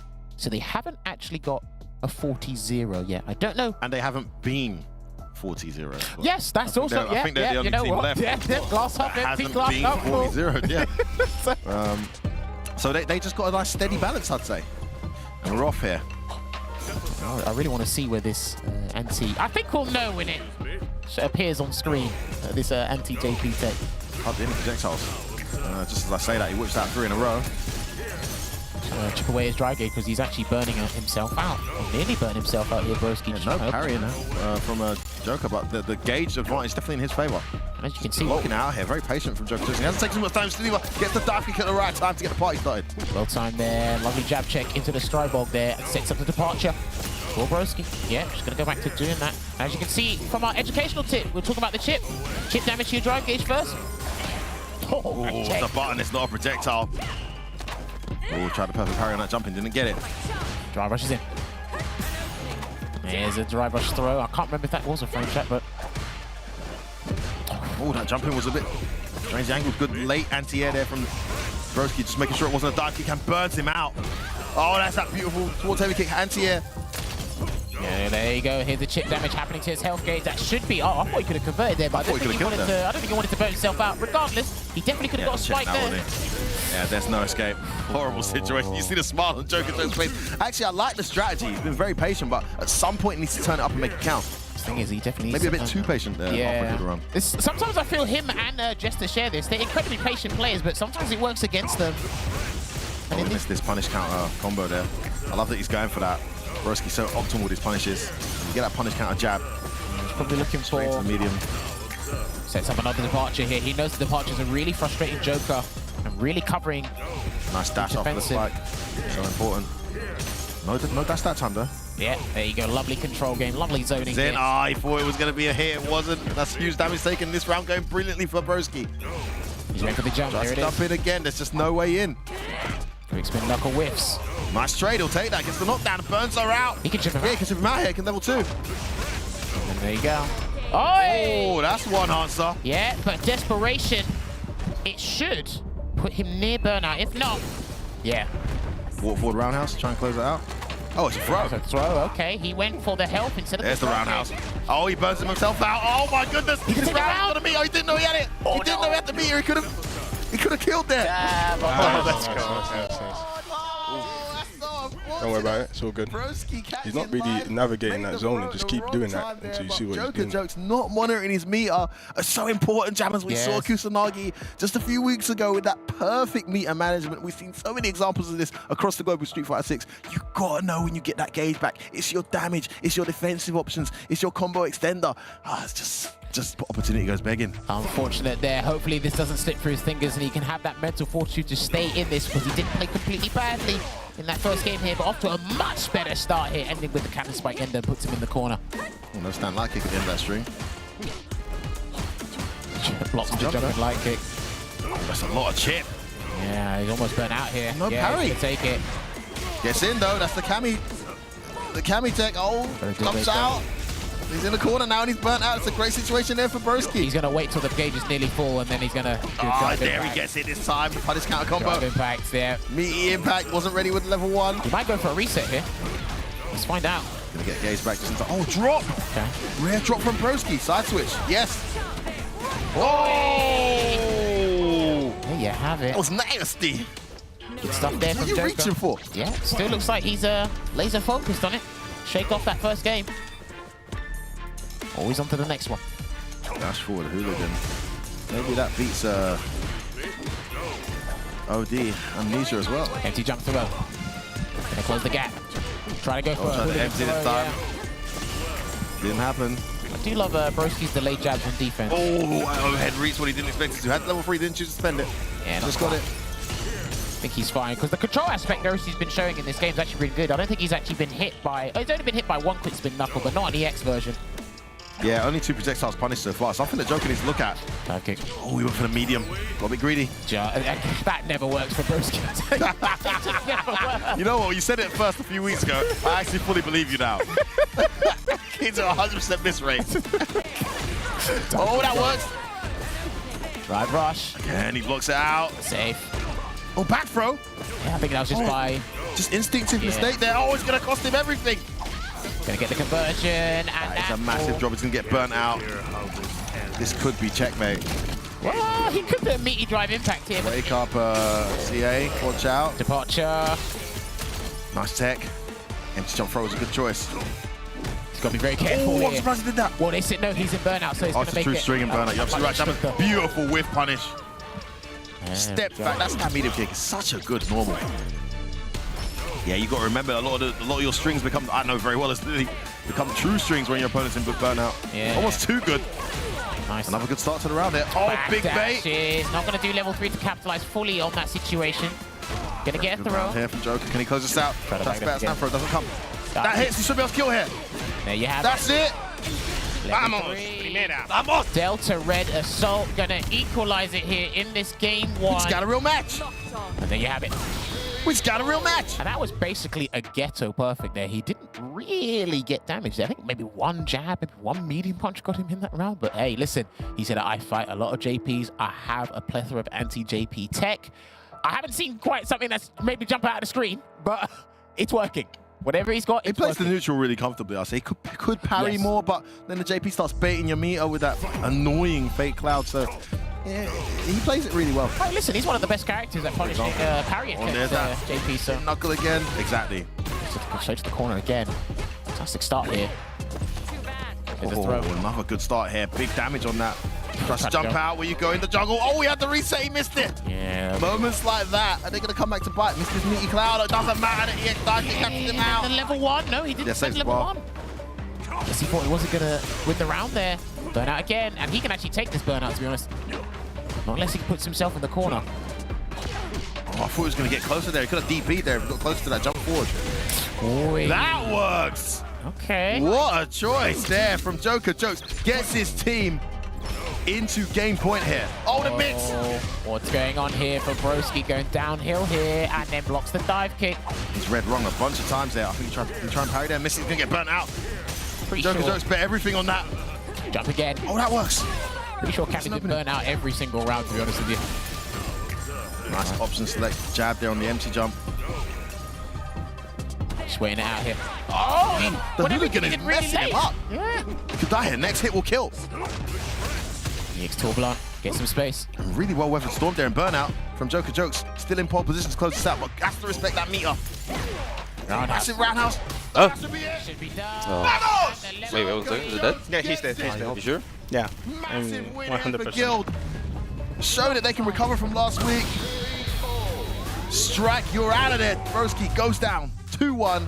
And Joker Jokes proving that that was the correct pick for the anti-JP tech. Of course, this is one of the teams that does pretty well against JP. Even if Kimberly doesn't win, she definitely fights it well. But Cammy showing some lovely anti-JP tech. Maybe he's referring to that hooligan mix-up because clearly it was throwing Broski off. Just wasn't sure how to anti-air Cammy's approach when he started throwing that in there. Yeah, that's definitely something for Broski to ruminate over. He can't dwell on this too much because we're still in this match here and he still has a possibility for Team Mouse to win the set. But yeah, phenomenal stuff there from Joker. Acquires 10 points for the team and overall, it actually falls into the main objective there. So, game 2, the captain steps up to the plate with our big burly redhead Marisa once again. But the question is, we were proper deliberating this one. I thought Joker would have initially played here because of player familiarity. And that would have made more sense you said to Joker me. here, yeah. But then, obviously, you made a counterpoint and said, no, Vega Patch is suitable for here. And when we were at Gamers A and watching other matchups here, in terms of fighting Big Birds Marisa, Chun-Li was one of the characters that's given the birds in general the most trouble. Yeah. So it could be a logical pick here. I actually think Vega Patch makes sense here, but I could be wrong. Only time will tell. Kimberly isn't too bad either in this matchup. So on offense, definitely not on defense. Listen, guys, it's us to deliberate, but them to decide. Logan, what's it going to be? Take it away. Thanks very much, guys. I'm here with Team Captain Problem X. Here we are. Game number 2 for you. Not in the anchor role. And you chose to leave Ending Walker out. You've got Mystic in that anchor role today as well. What's the thought process behind that? I think that Mystic being anchor with DJ kind of really makes the other team have to commit to who they exactly want to put there. Plus, as well, you know, give Ender Walker a little rest this week. He could have been in the lineup, but the characters can counterpick him quite heavily on character matchup as well. So, yeah, and I believe that Mystic's the best role for the anchor in this lineup. Let's find out who you're going to be trying to hit from Guild. Can you please send up your next player? It's going to be Takamura. Can you confirm character and control type, please? Yes, Ken and Classic. Okay. How do you feel about the Ken-Marisa matchup? This is a matchup that can go either way, you know, quick, really quick, both sides, you know. You have to guess and I have to guess for my life. A very explosive match. So you're here, you're going to give us an exciting performance then? Yes, I always have a good match against Problem. And I'm sure we will have an excellent match today. I hope we have an excellent match as well. It's game number 2. If the players want to get set up at the stations, we'll hand it over to F-Word and Jammers. Marisa and Ken, 2 of the most explosive characters in the game. It's going to be a hype one. Over to you guys. Yeah, Logan, going to be very hype indeed. Another pick we got wrong. Didn't see that one coming. Maybe Problem knew that would draw out the Takamura. I actually thought they put Mystic Smash in Anchor to force Takamura into Anchor. That was kind of my thinking, and I think we agreed when we were deliberating. Takamura's going to be there, so what's the rest going to do? Often the first pick that we make in these predictions, same for the teams, determines where everyone else goes. So if you get one wrong, the rest just falls apart, you know? Which is what's happened here. But honestly, I love what Problem X said there. The only qualm I have with that is Ending Walker's just a winner, man. He's just so good in these settings. To not have him hair playing when your nearest rival just went, 20 points, 30 points clear of you in 0-0 Nation. You need to respond. It's a big gamble, but it goes to show the belief they have in their team and the strength and depth they have in their team. Of course. See if it pays off. You can never ignore the person at hand's opinion or their statements, right? If these guys are talking all the week. time. Yeah, look, if Ending Walker wants to step down and says, nah, I'm not really feeling this fixture here. All right, cool. We can work around that. That's how versatile teams, that's how flexible teams work. But yeah, I was not expecting Takamura to step up here to face Problem X. I thought Baker Patch would have been a more sound decision here. But hey, these are the players at the helm. On the flip side, Jammers, if we take a look at the table at the start of the day, I had a chat with the guild guys and they were feeling kind of down, disheartened, upset that Takamura dropped that combo last week, a bit emotional. Guys, you're on 60 bloody points. You're 20 points away from qualification spot. After that win from Joker, you're now on 70 points. You're 10 points away from qualification spot. For them, they're in a pole position to take this. I'd be much more concerned if I'm Wolves sitting at 40 points, still some distance away from qualification. Away, exactly, with hard matches to come. Guild, it's all in their hands. It's still very much in their control. And they don't have to go perform Takamura. perfectly to start climbing up that table. You can do this. Okay, Takamura. All right. Ale. They're just so far behind. So let's see if Guild can do that. But they've got a massive mountain to climb in front of them in the form of Problem X and his new character. As he stated, weeks, Logan, not months. I mean, they've got a massive character in their way, and her name's Marisa. So if you can get past this, they might be on to a continued good start. They both back that stairs. I have to agree with Logan. I'm pretty sure I played Problem X about 3 months ago, Marissa. So I don't think he was made in her at the time. So right, there you go. There's a forward throw there. He's gonna have to firm this one as well. Nice whiff punish there to get the party started. And base out of stand throw. That is a dead Marissa. Don't drop it this time, Takamura. Yeah, there you have it. Okay. Perfect start. 14 Guild here in this game too. Takamura on fire, no pun intended. Nice trade. Don't know if anyone could have got anything off that, but goes into the quadriga, chases him down. That's the thing you always have to remember about Marisa, right? She basically gets drive rush Oki from any knockdown. Yeah. And that is frustrating as hell. Oh my, did he just check the drive rush with a crouch heavy punch? He did. Good lordy lord. So throw tech there, and then drive rushes back in. I don't think the guys checked that. That's one of Takamura's things after throw tech. Late jab, Harry. Oh, Trade, could have got more there. That step kick is plus infinity. Oh, he pressed the button and cancelled in time. Don't you dare. And he's got CA. Is he going to do level 2 though? That's the question. Or is he going to take him straight there? He'll take it straight there with Goddess of the Hunt. Absolutely right decision. Let's see what happens next though, because Takamura poised and ready with that meter. He can't low forward on wake up, surely. He's just got to firm this. No, tried to make it. He firmed it. Well, he did low forward afterwards, but watch out. He's got to be so careful. Oh, that crouch medium just reaching. Oh, he committed it, mate. There you go. Thank you for proving our point. Thank you so much for proving our point. Hail Mary. Vital block from Problem. Vital block. And absolutely why not from Takamura. Man actually spent all his money in the bank. He's broke now. Not necessarily, but yeah, Problem able to bait the meter too. This is a great situation for him. He can keep momentum this round, but it's Ken. Doesn't need CA to win it all, man. Again, he's able to drive rush in the middle of a button, base out the stand throw. Tatsu straight to the corner here. He's in trouble. Good back dash there. Is that forward? Oh, it's a forward throw, not back. Yeah, forward throw. That's +1 on block. Lovely jump back there. Oh, beautiful placement of that crouch medium after the jump back as well there, Jammers. Has Problem cornered again. The EX wake up doesn't work. Yeah. Crouching short. Oh, big block. Big punish here as well. Takamura is very limited in his choices here. Here comes the safe jump. Stays in front. Oh, that was it. And he's put himself out as well. Drop from Problem. Could have killed there. Crouch short, crouch jab into the uppercut. Into the, oh my goodness, Takamura, please. All right, Dragon Lash Flame that does 2,000 damage there. Are you looking to chip him out, I wonder? He's going to put some hesitation into Problem's neutral. Seeing Gladius with punish like that. Gets the meter back. Are we going to see a drive rush? Just has to firm it until the gate. There it is. Vamos! Venga, vamos. The back of the fireball. Block's done so good there in Burnout. And Takamura clutching it out here in Battle 1 of Game 2. They get themselves halfway towards another 10 points. Yeah, I think one of the things that is really painful to see and painful for the players to experience is they get those game-winning combos, drop them, and it puts them in burnout. So they're making the decision. It's the right one. I mean, yeah, Problem actually had the kill there when he got that crouch short, crouch jab, but he just wasn't focused on the hit confirm. The XD Michaelis chases him down, goes for Quadriga to put him right in the corner there. He tries to run away, air reset into the end zone. Let's see what he does. Run back in. Problem has got to spend some time with Broski on how to land command grabs, man. I'm jumping on the bandwagon, Jabbers. Good round here, but Takamura's never out of there. Oh, that hurts. Forward roundhouse in his face like that. Side switch. Ending Walker was screaming back. That's the problem. And he's done that he'll take it. Preemptively as well. He saw the run, set up the defensive stance, and the automatic physical hit took it for him. He can with punish to start that round. Get optimized. Good block. Again, he beats into the punch. Dude, that stand fierce is so fantastic, man. 5 active frames, 10 frame start, I believe it is such a button to work with. Nice back dash though. No burnout. All right, it's a throw, so he's not going to put him in burnout. Next sequence could do it though. Ready. He knew that as well, Takamura there. Problem was trying to stun him there. Whip on that him. I think that's the game. CA. I actually think that's the game. Into the corner. Nice. Let's go. Man, like, just like that. Add movements. Big Shirley damage. All of it. The CA shuffle. Very nice. Lovely. Yeah. Very good. I think later down the line, you know how to do. Punishment, that is what's you did what you hate most. Drive rush with punish.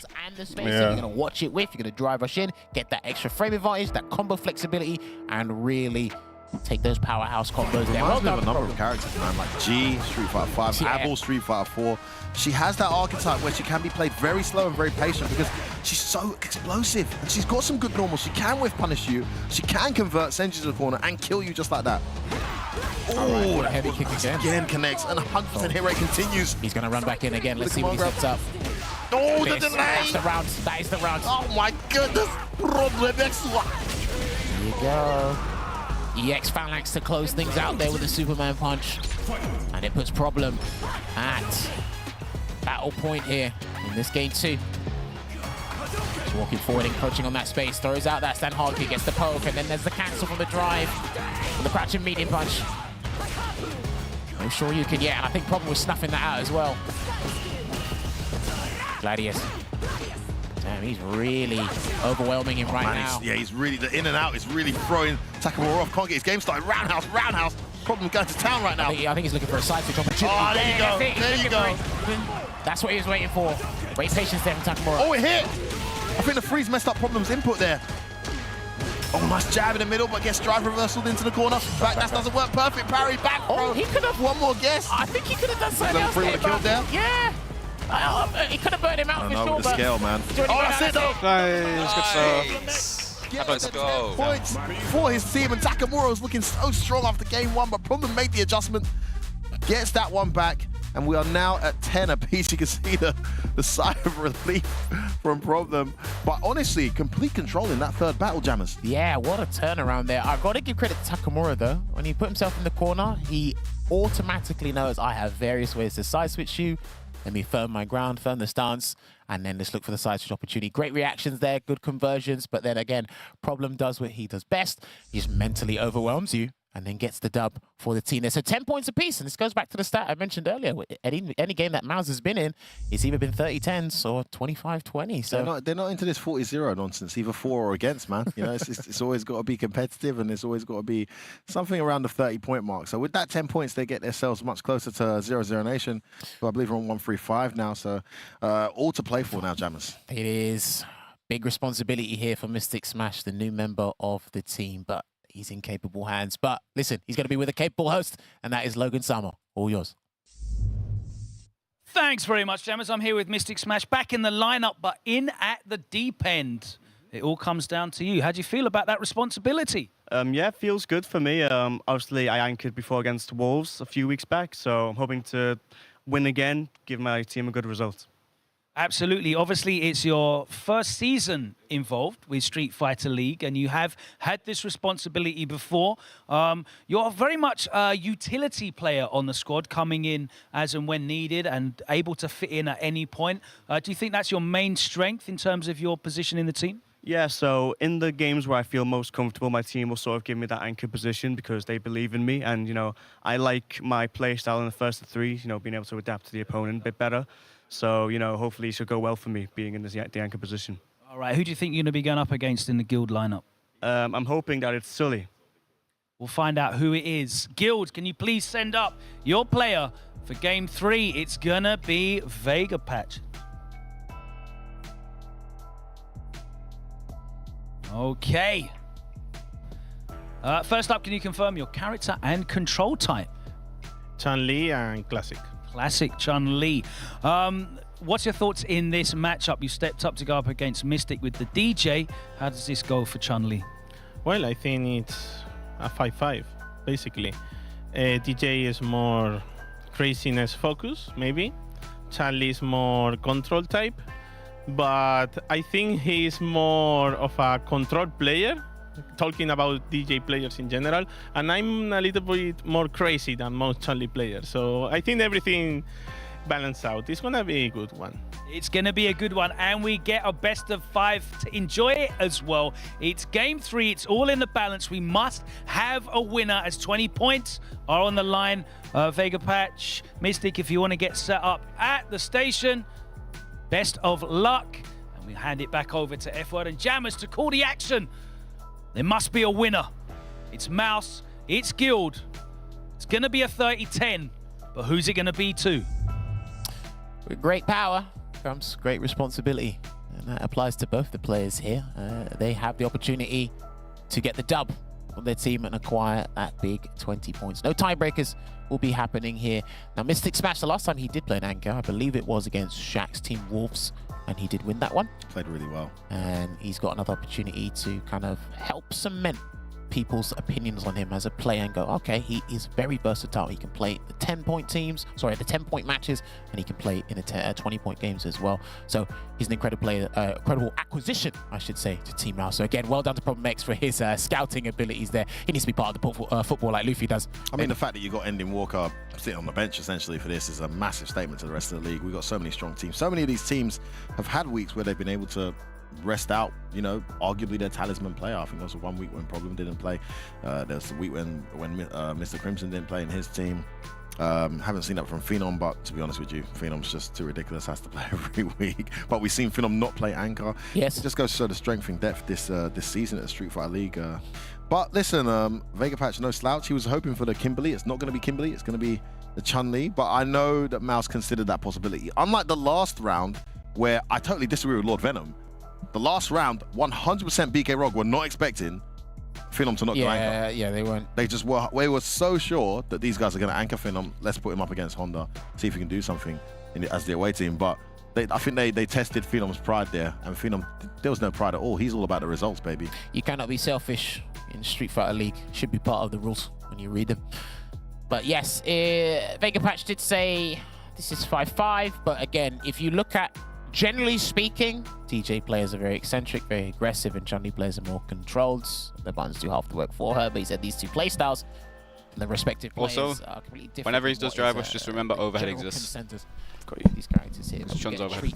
For the first of 3 here. Chun-Li going up against DJ. All to play for here. We need a guaranteed winner.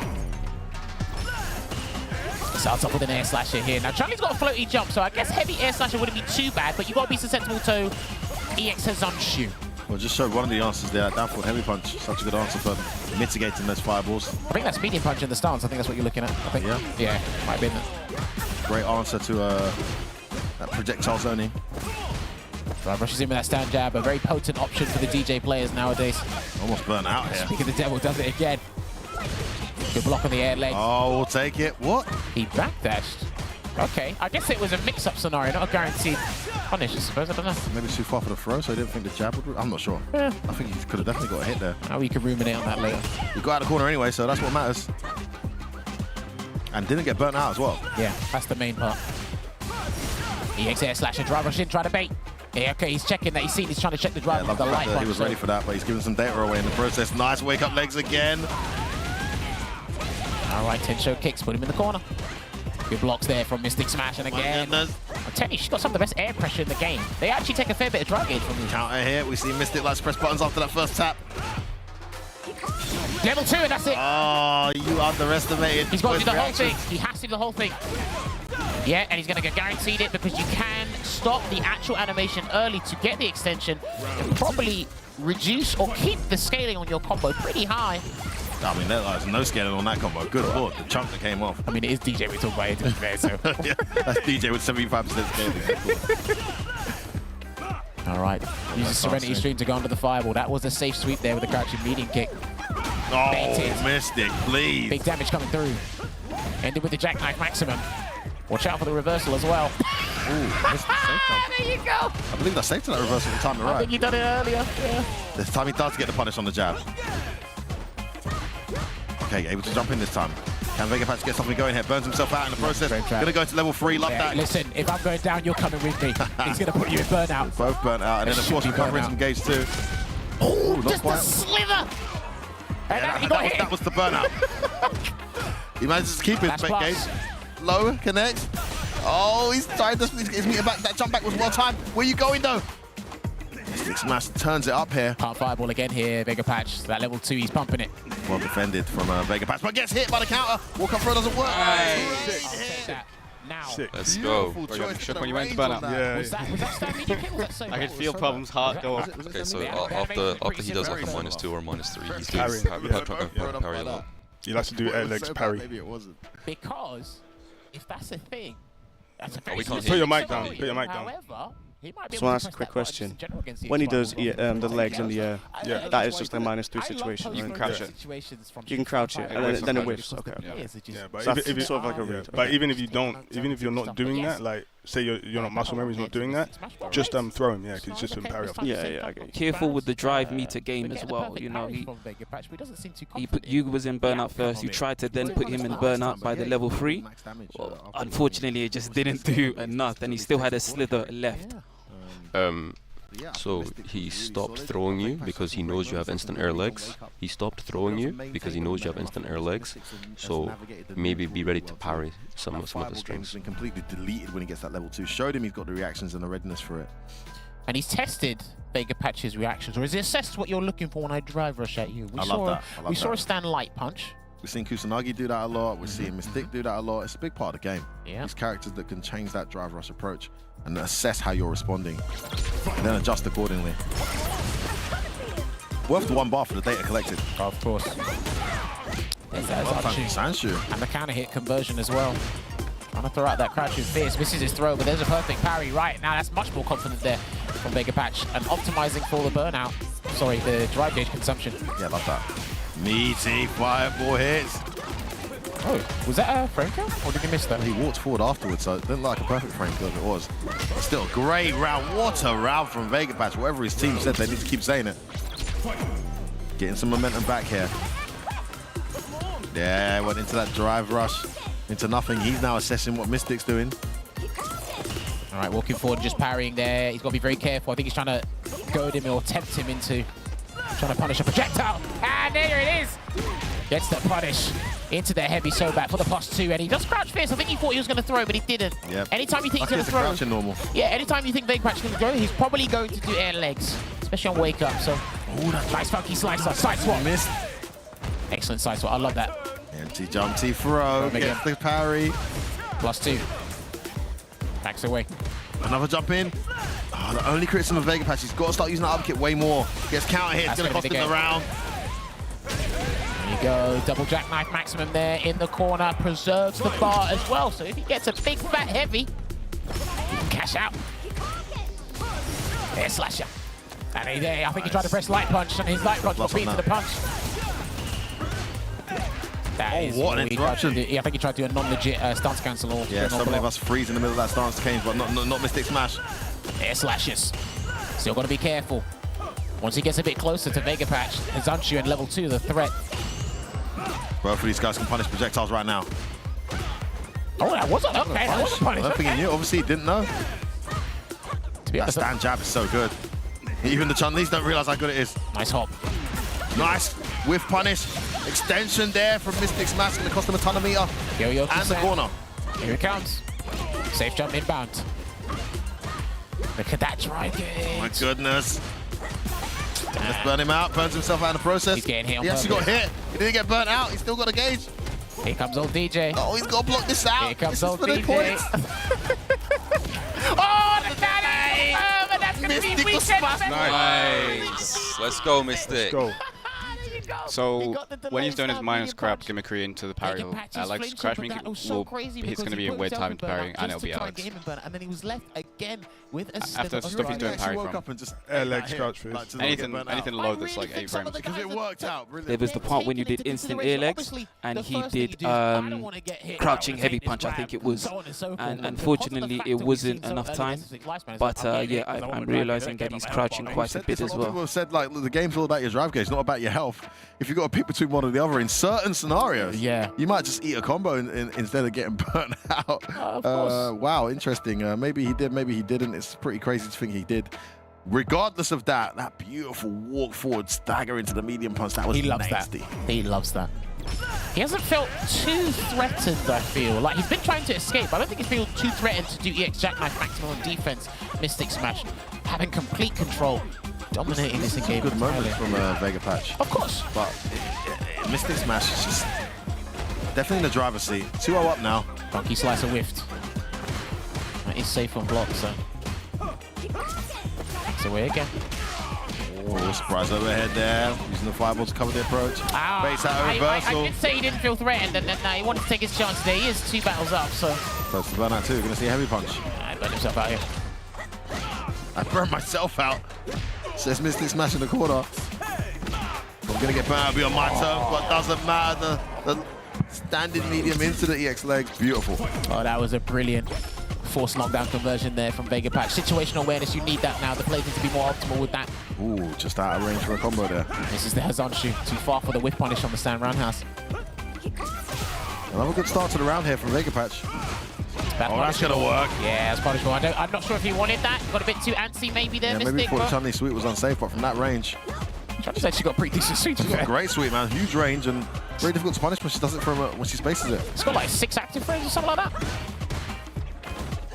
Whoa! Okay. What? It just hit. Threw it in there. Let's introduce level 2. option. Yes, he is. Big damage coming through. Safe jump inbound. Looks like it. Yeah, that's a mix-up. Yeah, and he gets right on the mix-up. Feint into the grab here. Chases him down. Yeah, he's checking it. He's just pressing light punch. Nice. Nice. Vamos. Go back to what you're doing with like the fireball game and stuff. Like, just go back to that. Yeah. He hasn't really shown that he's going to like wake up with either a level 1 or EX up kicks so far. So you can be maybe a bit more aggressive when you get the knockdown. Test his anti-airs a little bit as well. He only anti-aired you in battle. Say the worst position to be in Street Fighter League Europe 2023 was prematurely 2-0 up, and the guy comes back. Dive rush cancel. Nice trade.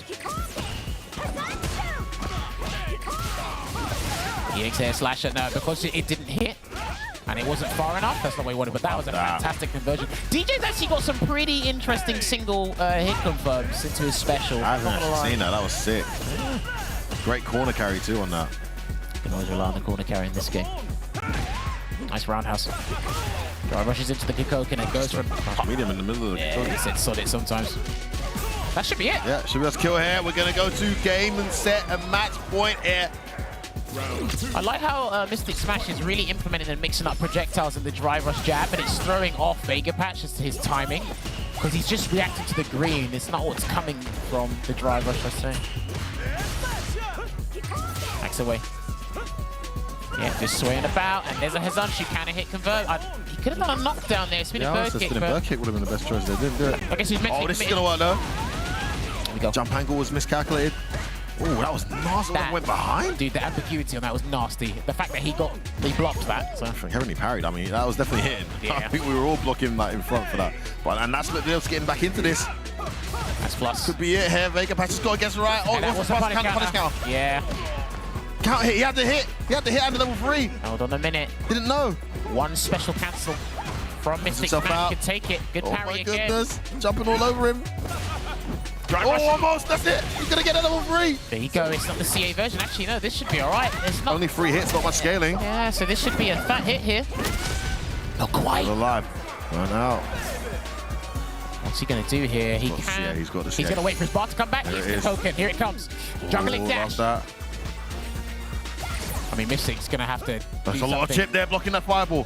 Mystic's going to have to do something outlandish to win this round. No! Oh, did he go into... So, no, he can do the dash, and then there's an option where you can backdash from the full dash. That's what he tried. Got a counter hit in the process. Yeah. And 1 set point saved. Guild must be Fighting their teams here desperately. Immediate punch there. Yeah, he didn't believe. Oh wow, the cross-up works again. The jumps have been getting him a lot of dividends here. The 10 show kicks. Try to hop out. Mystic seems to be panicking. Gets out of the corner, that's massive. He's gonna make it count. Again, that jump. Catches the punish counter on landing. Air slasher that's safe on block. All And the he gets legs. hit, but that was only counter hit only. Let's see what happens here. Massive Can he much get lead back here in? for Vega Patch. Mouse have got to be absolutely biting their nails here. Can Mystic Smash bring this back? He's got the corner advantage here, but he's at full screen. Yeah, but when's he going to go forward? That's the question, because he's running out of time. He's got the resources, he's got the bars, he's got the meter. Edged him into the corner. Fake fireball, there's the meter spin, button gets hit. Throw tech. Oh, counter hit. Plus. Dog at level 3, he's going to keep the pressure on. Jumps out. And that's here. Vega Patch with a brick wall defense, but burns himself out in the process. Sweet. Huge moment This here. is Can't huge. get hit. He's got to be looking for... Oh, no, this is not looking too Oh good. my Sweep God, again. this one bad bit is all it takes. There's a hop. He's waiting for a super activation Oh here. my God, the delays. No, he's just waiting. Vega Oh, Patch. no, no, Let's go. Let's go. Happiest I've ever heard Broski. Sorry, you didn't hit me last year. We won the whole thing.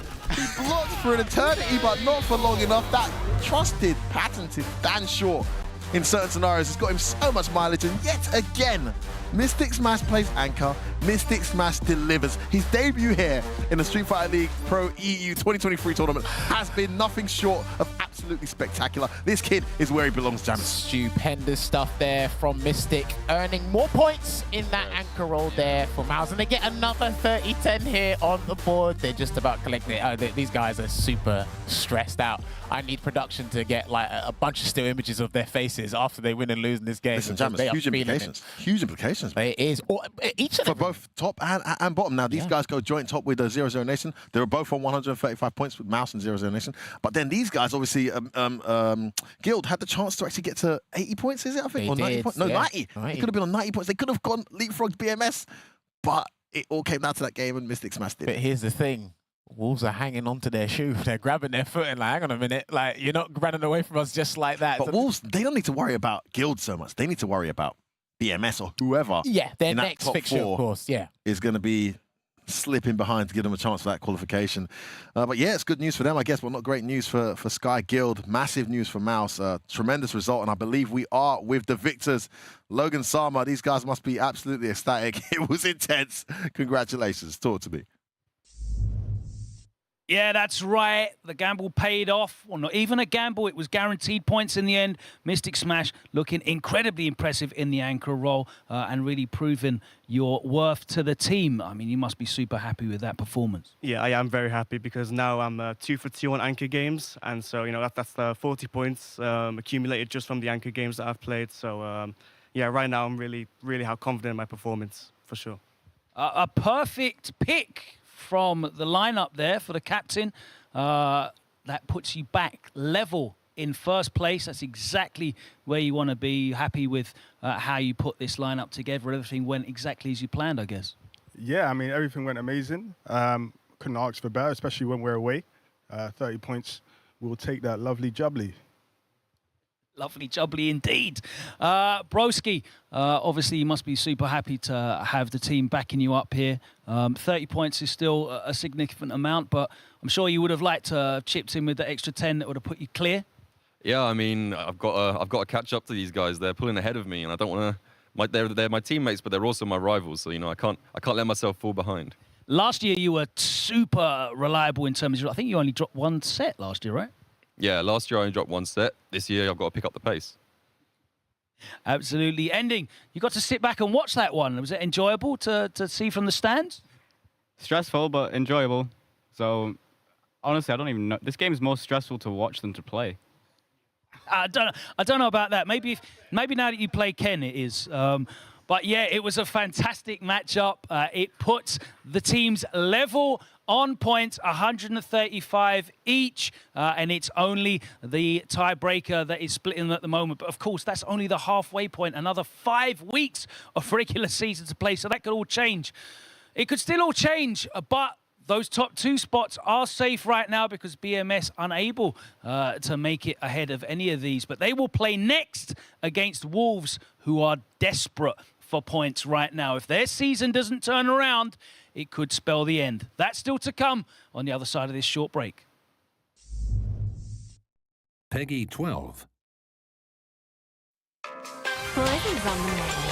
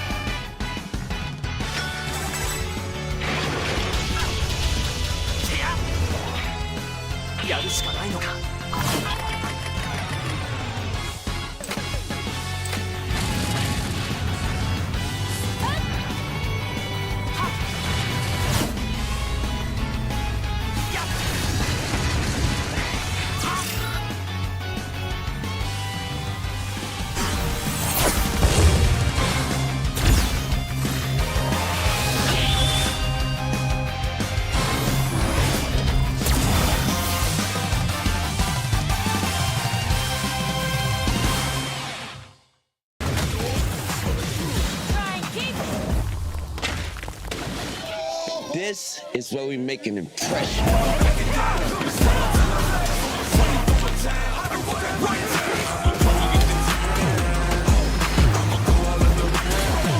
This is where we make our masterpiece.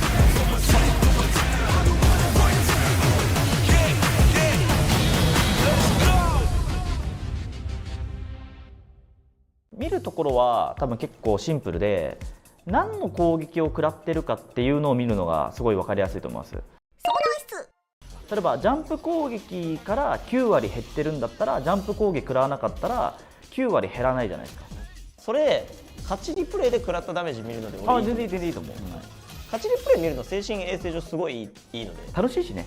大会とかも勝った試合だけやっぱ見るもんね。プロでもそうだからみんな、まあ、あとドライブゲージです。バーンアウトしちゃってたとか、そこがすごく分かりやすく反省点になるので、勝ち試合からこれバーンアウトダメだったなみたいなを見れるようになると、より一層上達していくんじゃないかなと思います。はい。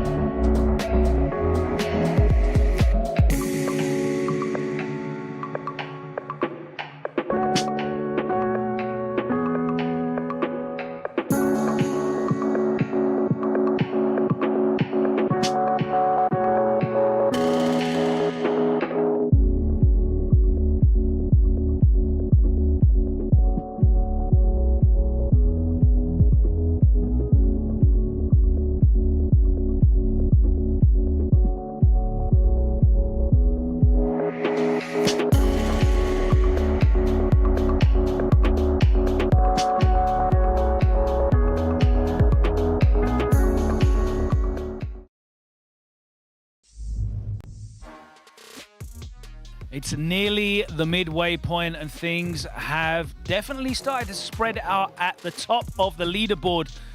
BMS, after going down 40 points last week, are not going to want to let that gap stay as big as it is. They need points now, but they're going up against a Wolves team that are fighting for their survival. But that's all to come. Before we get into that, it's time to hand it back over to F-Word and Jammers with their latest tech tip.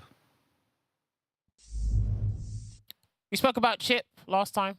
I butchered it near the end, but we discussed it, so it's fine. And we were actually talking about this next one with Logan, and we just kept moving the goalposts, and we got nowhere. But you backed down, and he said, "Nah, I'm actually going to explain this My one." pride kicked in. So what is the tech tip we're going to be talking about today? What's the thing people need to know about F-Word? Jammers, I've gone for one that sounds simple at first, but then when you actually get into the debate with guys like Logan, it's not that simple at all. It's punishable. And you'll hear us say this a ton when we're commentating. And the meaning behind this is super important because it's going to dictate whether you use a move, where you use a move, and what happens if you incorrectly space a move. Typically, this refers to actions that are performed on block. So punishable can also mean unsafe. So for example, if you press a button, it hits your opponent on block and it leaves you with about 4 frames of recovery, and you do it too close, your opponent can then press their 4th frame normal, which hits in time before you recover, meaning they get a guaranteed hit, meaning it was a punishable action you just performed. But there's a few other factors that take place to determine whether something is punishable, unsafe, or not. For example, spacing. Yes. So, you know, a lot of moves in this game are -4, some of them -6, -8. And against the majority of the cast, you can pull this stuff off and it's completely not punishable. But we've seen characters like Gal with that rapid flash kick, even in older Street Fighters, characters like Phenom or Chun-Li with that super in Street Fighter 4. Typically, you do a crouch melee kick fireball, you're like -2. But against Chun-Li, that super was 1 frame on block. Suddenly, that becomes punishable. So it's not just the fact that a move has recovery frames, it's also the resources your opponent has, as well as the space at which you do your recovering move in. There's a lot of things to consider. And there's a visual indication when you get something punishable. There is punish counter if you didn't already know. But yes, there's various things about punishable there. But hey, I like that explanation, that well in-depth one. What does Logan think? Absolutely, definitely a good point, Jammer, to point out the punish counter notification on the screen. That is your visual indicator to know that a move was punished in its recovery frames and they weren't just not blocking, doing something else. So a new addition to Street Fighter 6, very, very helpful to find out if a move is punishable or not. Thank you very much for that tech tip. And of course, we'll be giving you more as the season progresses. What these teams need more of as the season progresses, though, is points. And there's another 40 on the line. And as 00 Nation and Mouse sit at the top of the leaderboard on 135, BMS are going to need to run up a big score after putting up a big fat 0 last week to make sure that those 2 front runners do not run away with those playoff seeding spots. But it looks like the entire rest of the Street Fighter League is running away from Wolves at the moment. They're going to have to do something big to stop that and keep themselves in contention. We're not even at the halfway point yet, so there's still a lot of points to play for. So let's welcome in our first team for match number 3, BMS.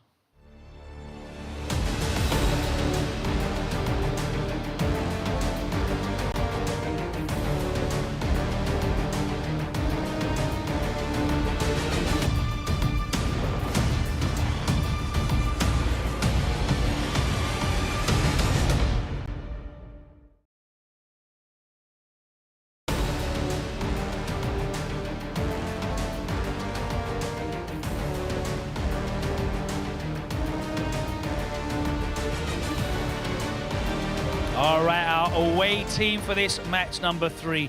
How big a shock was it to you last week getting 40-0 by 00 Nation? I remember speaking to you and you said they got a dangerous squad, but I'm sure you didn't think the scoreline would be that. Yes, it was very, very hard. I think we had some very unlucky moments, but we are keep working and I think we will be very good today. It's the perfect opportunity to bounce back. Of course, Wolves are currently at the bottom of the leaderboard, but I'm sure you're not taking them lightly. Yes, we don't have to underestimate them. They are all very good players. So, of course, we will do our best and play our maximum.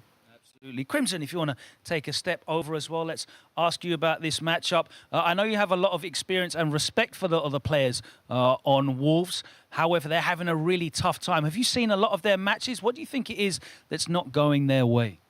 Yeah, I had a lot of experience, especially on those matchups, like Drury, of course, even came with Rickman and other players. So we'll see how it goes. I expect to play probably Poppy, but we'll see.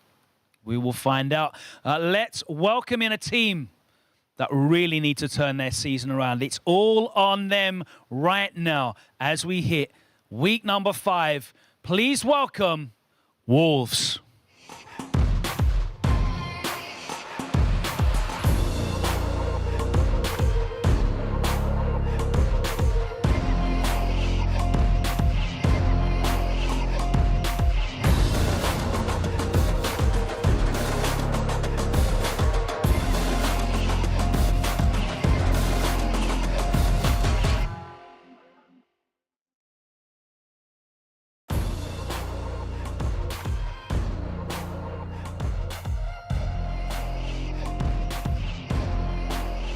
Welcome, welcome, welcome. And once again, the pressure's on, but the pressure's always on. You're not fully adrift yet, though. There's a lot of points to play for, and even a 40-point win today, should you be able to achieve it, will put you level on points with BMS in the rankings. So no one is out of your reach yet. However, it has proved very difficult for you. You've only had one win, the 30-point win so far, but it shows that it is possible for you guys to put a win on the board. What do you need to do to recreate that form? I mean, well, the last time we played, maybe we need some luck with us. But I think everybody's on form. It's just that tiny clutch factor that we need. There's been some very, very close games, you know, between all of us and the other players. It's just that clutch factor that I think that we need to like close the games instead of just throwing them. We have played to our strengths, but sometimes I'm seeing like, oh, you know, I could talk about myself that maybe I'm not doing the right decisions at the right moment. But everybody's really strong, so I'm not taking away anything of my opponents. They've been playing very good, all I can say.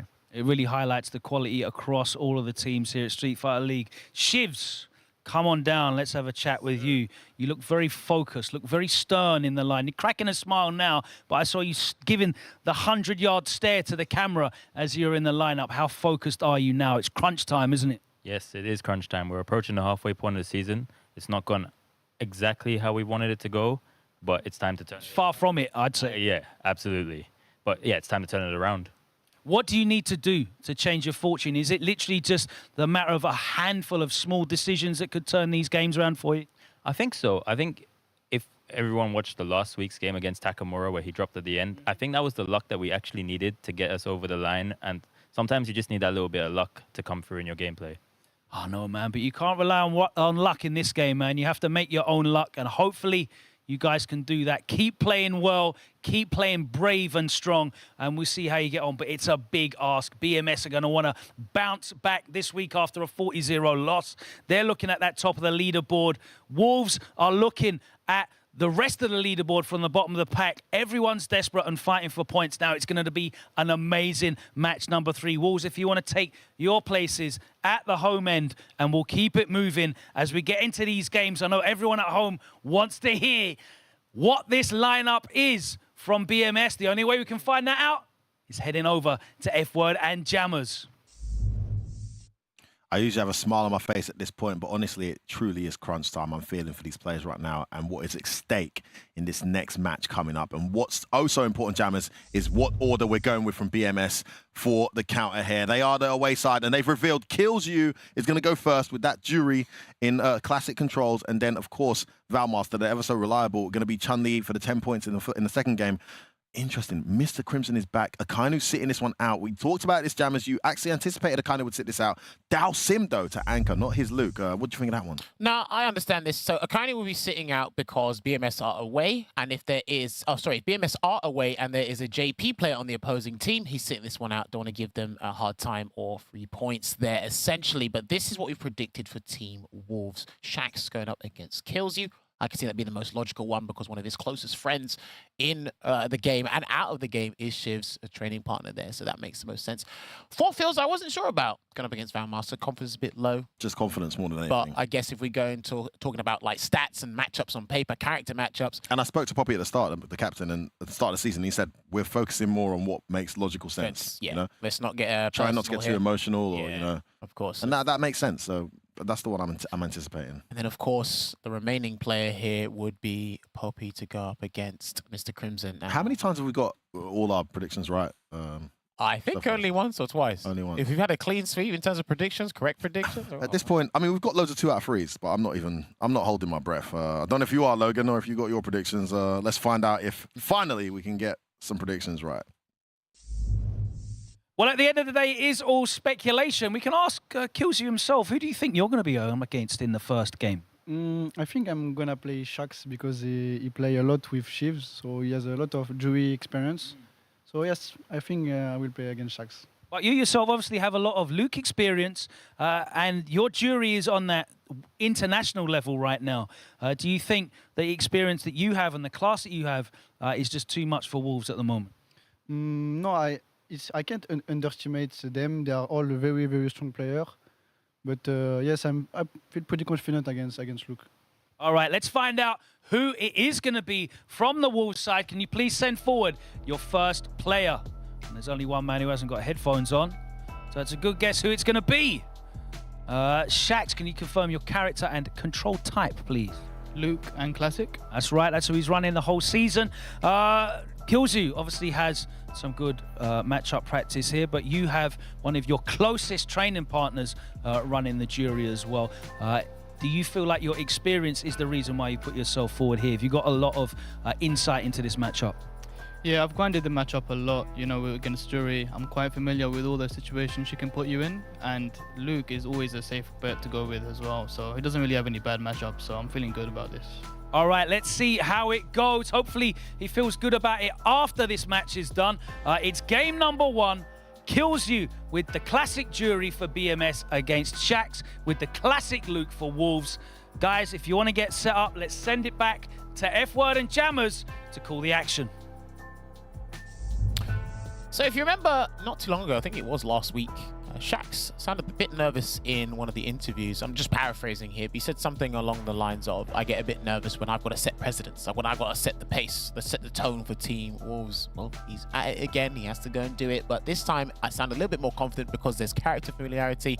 He's pretty familiar with KillsYou as well. They bump into each other online, they place each other in tournaments as well, whether it be Salt Mine League or various other online tournaments on the circuit. So shout out to the guys that put those events on. There's also momentum, Jammers. We have to factor that in. I mean, he put himself on the fire last week. I said, speaking to him, he didn't sound as confident as I'm used to. You see there only a 34% win rate. But if you go on recent form, he won his last match, and it was a very tight one against Suleiman. Yeah. And he clutched it out in the last minute with that EXDP, which now puts him in a position to build some momentum. For the first time this season, Wolves have an opportunity to build some momentum. It's just unfortunate it's against last year's finalists in BMS, who are also going through a slump right now, suddenly finding themselves 55 points adrift of #1 place. Massive difference to what they would have anticipated. So they've got it all to play for right now too. Because look, for some players here, for some teams here, let's be honest, there's different targets, there's different goals. For BMS, I think you kind of will be disappointed if you don't finish at least top 2. Well, look, just on their history. They're struggling for different reasons. And when you're struggling, everything feels like a challenge. But there has to be one winner here, whether you like it or not.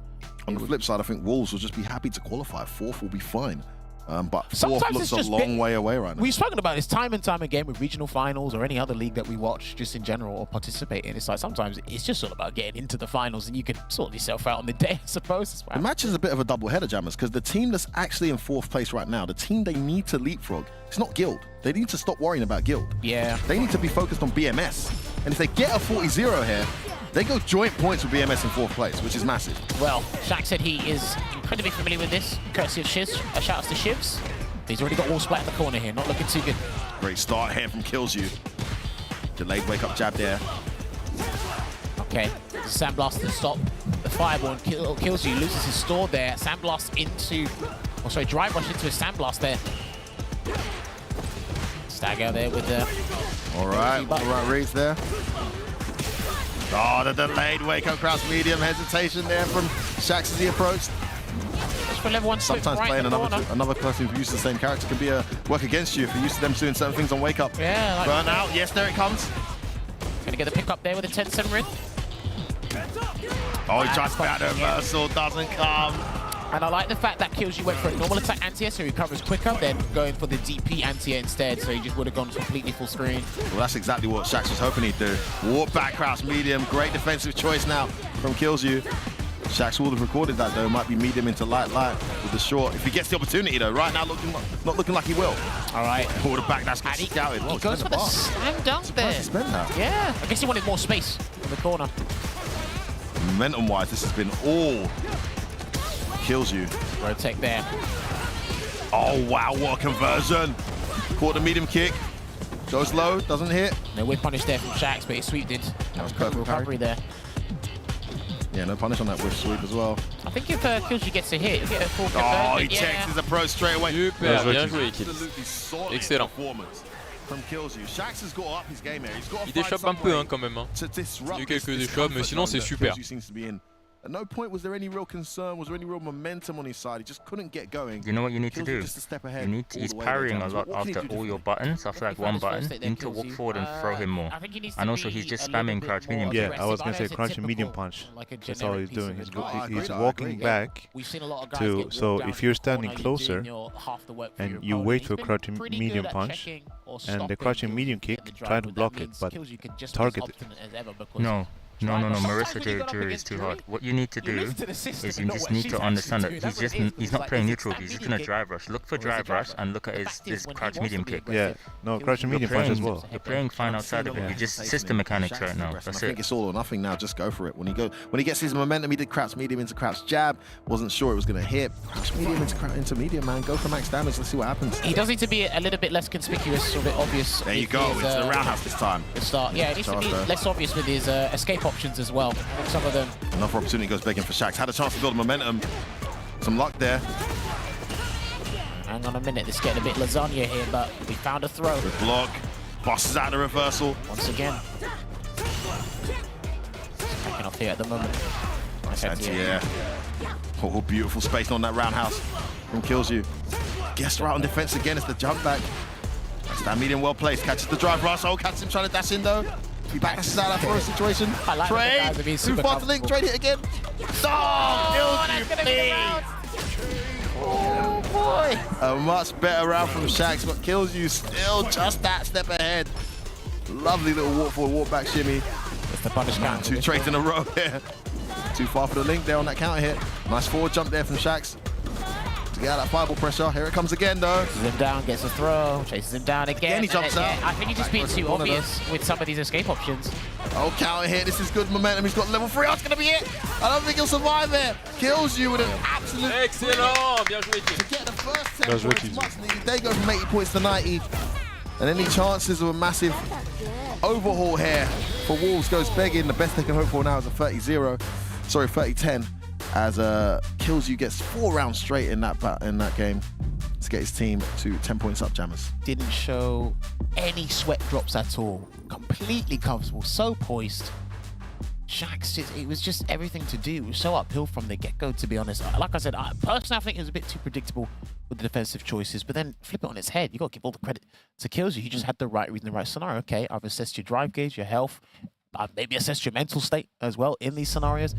And he was hesitating to throw a Sandblast, which I know she can do the dive kicks of that from quite far away, but that allowed Kills You to put a fireball on the screen, and that backed up a lot of the approaches. And then Shax just found himself making defensive guesses for the majority of the set as a result of that. When he was putting the Sandblaster out there, the matchup looked a lot more tricky. That's one of the main things Luke has in the matchup, but just Kills You was able to put the fear in him and just get that fireball on the screen and follow behind it and then read right. We now have, I mean, as if that wasn't hard enough, you now have in many people's opinion, the best Chun-Li in the world, at least in contention for in Valmaster. And that's a great guy to put here for 10 points. Could even anchor. I mean, anything could happen, Jammers, but who are they going to throw up? Yeah, here's the crazy thing as well. You have to forget, or don't forget, I should say, that Wolves, the energy is contagious. When they're on all-time high, they're on all-time high. But a lot of the time, it's been kind of stale, mid-monotonous, or just down in the dumps there. But it's only going to get worse from here. But yes, we've got to hand it over to Logan so we can have a chat with Valmaster to find out who's going to face next. A great start from BMS, putting points on the board. That's what they're here to do. Valmaster is no stranger to putting points on the board at Street Fighter League. Fantastic record last season, and he's looked very strong this season as well.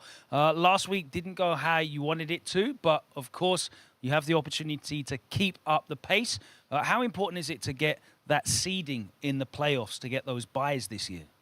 Yeah, it would be good to be very high in the placement. So, but even if we lost last week, I think we can do well and go back in the rank. So I'm not very worried about it. Chun-Li for you just looks so complete, and it evolves every time we see you play. You get so much out of this character. Your playstyle with Chun-Li, for me, watching it is, you know, so more expansive than so many of the other Chun-Lis I see in different regions. So it's a pleasure to get to watch you play here in Street Fighter League. But are there any characters that you're wary of facing over there? The guys are expecting it to be a JP. Is that what you're wary of?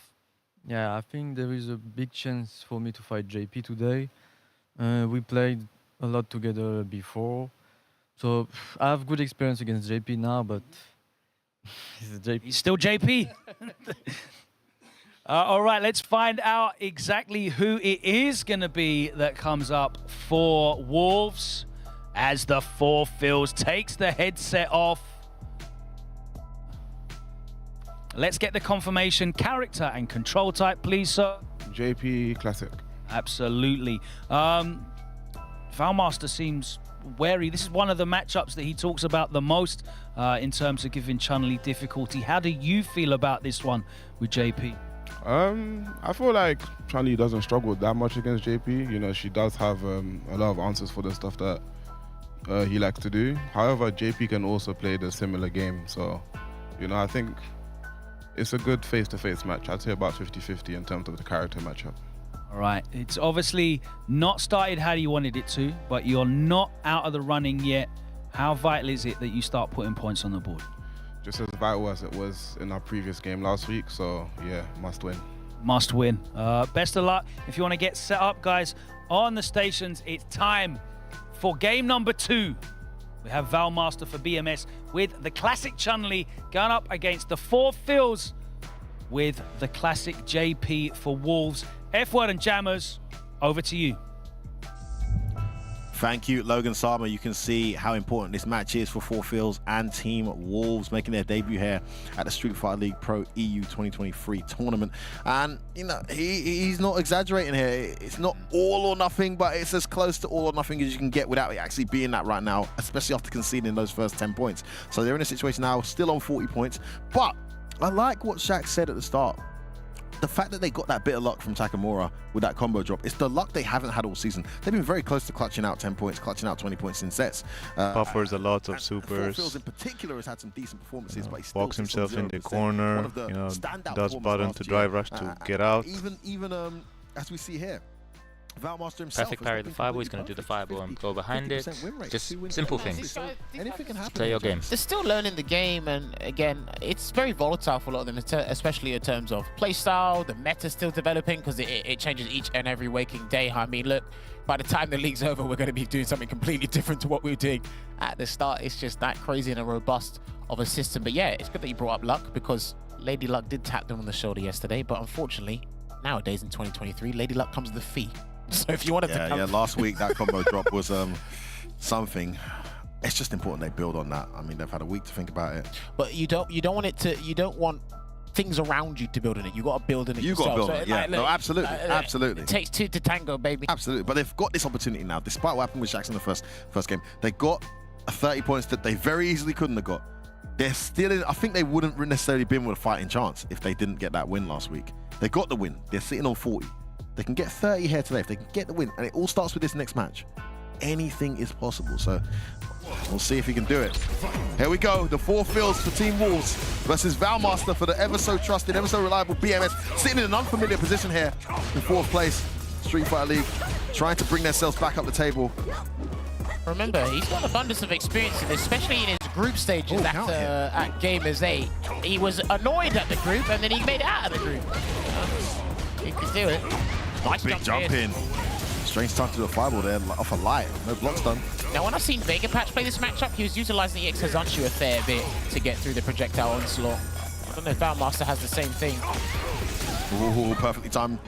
Heavy punch connects. Oh, Jump roundhouse. That was fortunate, and I don't think he believed in the hit. I think he was probably wanted crouch medium punch instead. He got stand medium punch.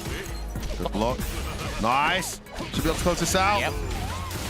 Scaling here, but it should be fine. Beautiful optimization there. Doesn't even need the level 1.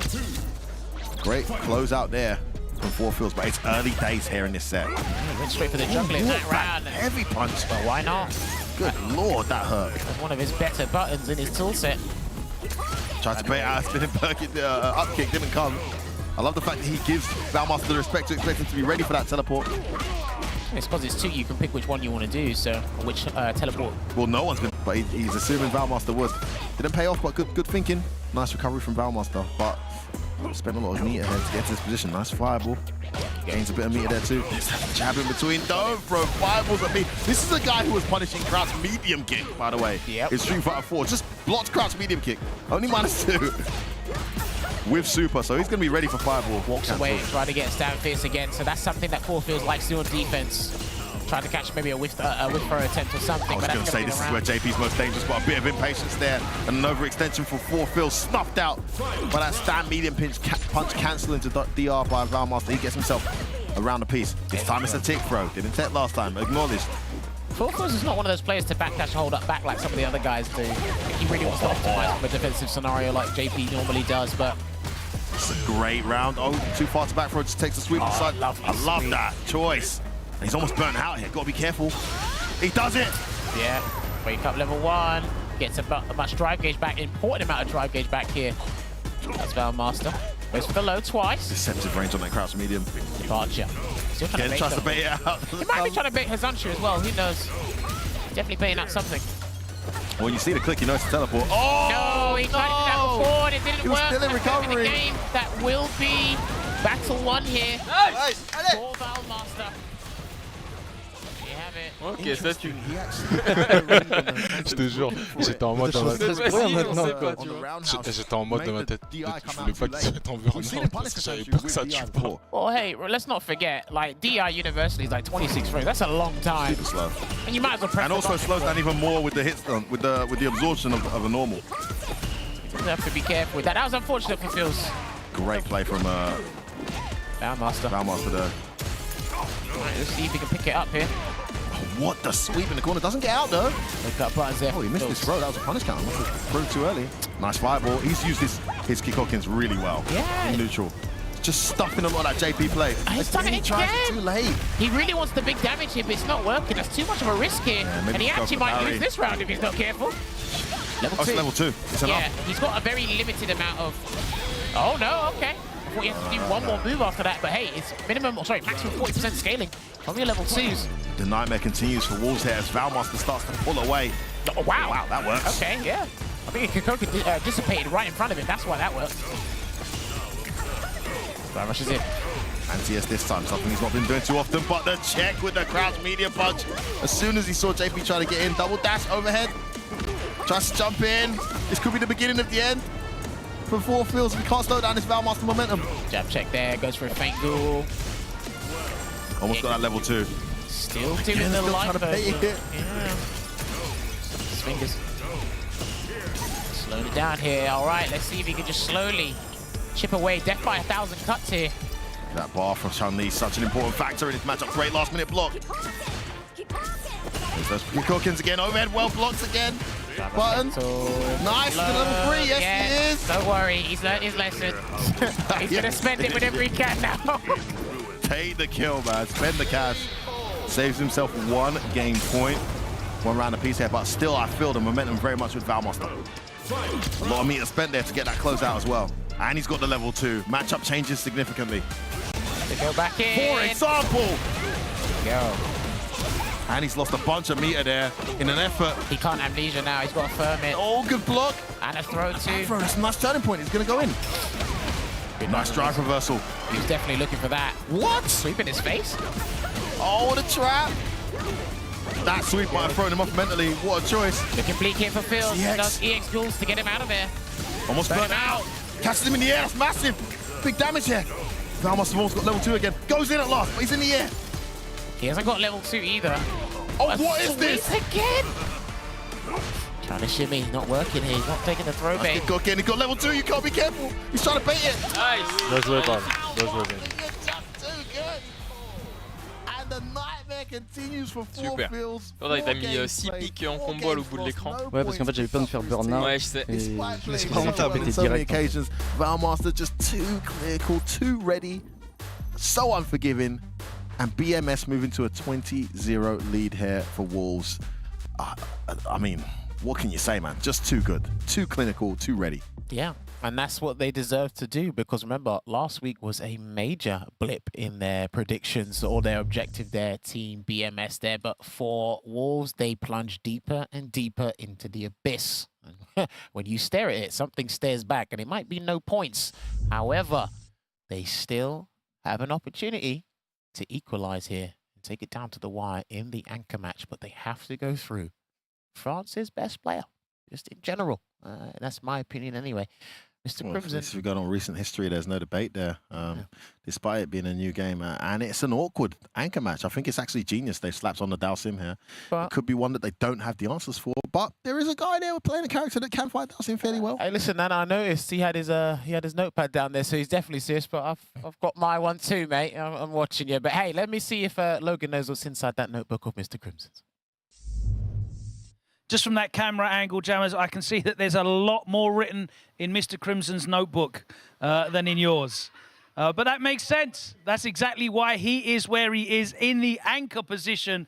But we both know that being 20 points up doesn't mean it's a foregone conclusion. There's still 20 points to play for, and it could possibly go to a tiebreaker, but you're not going to let that happen. Who do you think you're going to be going up against? Probably Poppy. Camille is a pretty okay matchup. I mean, Dalsim is pretty easy for Camille, but it's 4 months game. I have a little bit of experience against Camille, so I can do it. I'll do my best. I'm very interested to talk to you a little bit about how you're finding Dalsim in this new game as well, because I feel like his offense is very scary, but there's a lot more risk involved, it seems, in Street Fighter 6 with parries and punish counters, etc. His zoning game seems to be a lot more risk-related. How do you find playing him in 6 compared to your terrifying reign towards the end of Street Fighter 5? Yeah, Dalsim is a really particular character because it's even hard for me to say if he's good, if he's bad, if he's mid, etc. What I see is that he have an amazing progression possibility, progression range. So it just requires time. You need time to develop a strategy, to take less risk, get more reward in more situation, etc. So I just take my time and I believe in my character. Absolutely, you have definitely done that in Street Fighter 5, and you seem to be taking to the character very well in 6. Let's find out who it is that you're going to be taking on, though, in this game number 3. Wolves, if you can send up your next player, and the predictions are correct, it is going to be Poppy. Can you please confirm your character and control type? Cammy and Classic. Cammy and Classic. I presume this is a straight head-to-head character matchup for you. Do you want to talk us through why you've gone for this? I mean, at the start of the game, at least, me and Crimsons were at grand finals, which he got the best out of me. But since it's first to 3, and I might come up with new things that he haven't seen, and for him, he's also have a new style. We both evolved, so it will be interesting to figure out who has the edge. And I think Cammy does well, but it's not completely good. I think she has a slight edge maybe, or So we'll see how it goes. All right, well, a slight edge is all you need to get these 20 points that are up for grabs. Obviously, you're not out of it yet, so best of luck in this match if you want to get set up, Crimson. There we go. Game 3, 20 points down. Wolves, it's looking dire, no pun intended, but there's still 20 points to play for, and we could tie it all up. Or BMS could get that catapult that they need to fly back towards the top of the leaderboard. We will find out at the end of this best of 5 set here at the end of week 5 as we approach the midway point of the season. It's getting very interesting. Jammers and F-word. Yeah, man. It's been a crazy season. Like we've said it so many times to reiterate. We're not even at the midway point. We're almost there. And it's this crazy. But everything could flip on its head come the second leg when all the roles are reversed. We just need to make sure you're close enough to be able to flip things on their head if you're Wolves. Put yourself in a prime position, right? Please don't be out of there. Yeah, you can't go 0 this week, man. I'm not sure there's a way back if that happens. Even with half a season still to play, it's just, and the caliber of players they got to play, it's a lot to ask for. This match Poppy's about to play, that 25% win rate, that one win last week, absolutely humongous implications. And then, of course, Mr. Crimson's been able to sit out a bit, you know, used sparingly. He got that one win when he needed it, and the one loss experience too. Time will tell. Well, Kills You came with the bloodthirsty mentality. Battlemaster went for the jugular. Mr. Crimson's looking to put this set to bed. But there is one man in their way, and he is one of Sweden's finest. He's back, he's playing, and he said it. It's only a slight edge, trust me. There are matchups where Cammy still is a bit of a terror, but she does have to work for it. I don't think she deletes characters as much as she did in the previous version. And that's courtesy of the systems put in place. So, and he starts with the roundhouse. Tried to whip punish there with that stand heavy punch. I like that. Nice bait. Oh, that's nasty. Okay. Baits out the anti-air from full screen. That's an interesting one. Straight away, showing some of that tech he maybe developed since they last played. Oh, that's nice. What a side switch too. Trust Mr. Crimson to come up with the innovation there. Yeah, that was not a counter hit. You can only get a counter hit conversion. Oh no, drops from Poppy. Had the opening. What a chase down. Teleport. Almost burned him out. Nice choice. He went for the hooligan grab. It wasn't. Well punished by Mr. Crimson. Oh, big jump! Massive jump! Gyro drive, smashes straight to the corner. He can go for Meaty Fierce. Perfect parry. Oh my god, it can all turn around here. Crimson did the exact same thing. Oh, big he's going to damage build level 2 as well, and he can burn himself out. I think this should be guaranteed. Let's see if he does the whole thing. Yeah. Got one more here. I don't think it's going to kill. No. Gonna spend it though. Gonna spend it. Big damage. Jump line kick. Not dead. Oh my god, he miscalculated. Totally miscalculated the damage on that. I mean, I didn't think jump like it was going to kill. I'm not sure why he did. Again, he done the hard part. Lady Luck's on their side again. Not their side. Maybe specifically Poppy. Yeah. Because we already saw the other guys don't have much luck today. Really good again. There's that crouching medium punch there. Fantastic, but I'm a huge fan of it. Mr. Crimson adjusting up here. Love that roundhouse into Yoga Fire from full screen. Beautiful check there. Back medium punch on the approach. Preemptive back heavy. You anticipate making all the reads now. Almost burns her out. Check. I'm telling you, man. Wow, what a round. Special cancelable, super cancelable. Such a versatile button there, that crouch fierce. He drops his combo, though. That's fine. Anyway. What does it matter? It's not even worth spending the meter to interrupt that at that point, is it, Jammers? Yeah. Crazy stuff there. And he's not going to go for the roundhouse start he reads right. The fact he's getting that close with the hooligan is risky for Dalsim. Yes. But no reward so far. He's guessed right both times. There's the anti-air again. Not seeing that short dive kick. Beautiful check. This is such a clean round for Mr. Crimson. One step ahead of everything here. He's still got a Yoga Inferno in the tank. Probably has to be careful jumping. Oh no, there's no way in.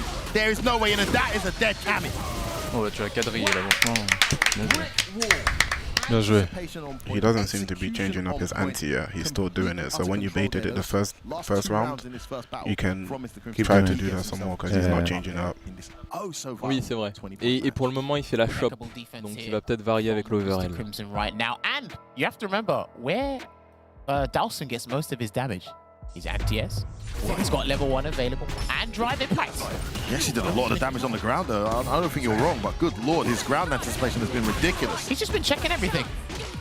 No, he tried to overextend there. He knew that wasn't a real DR in. Meaty back throw. well. That's perfect parry, no dash after.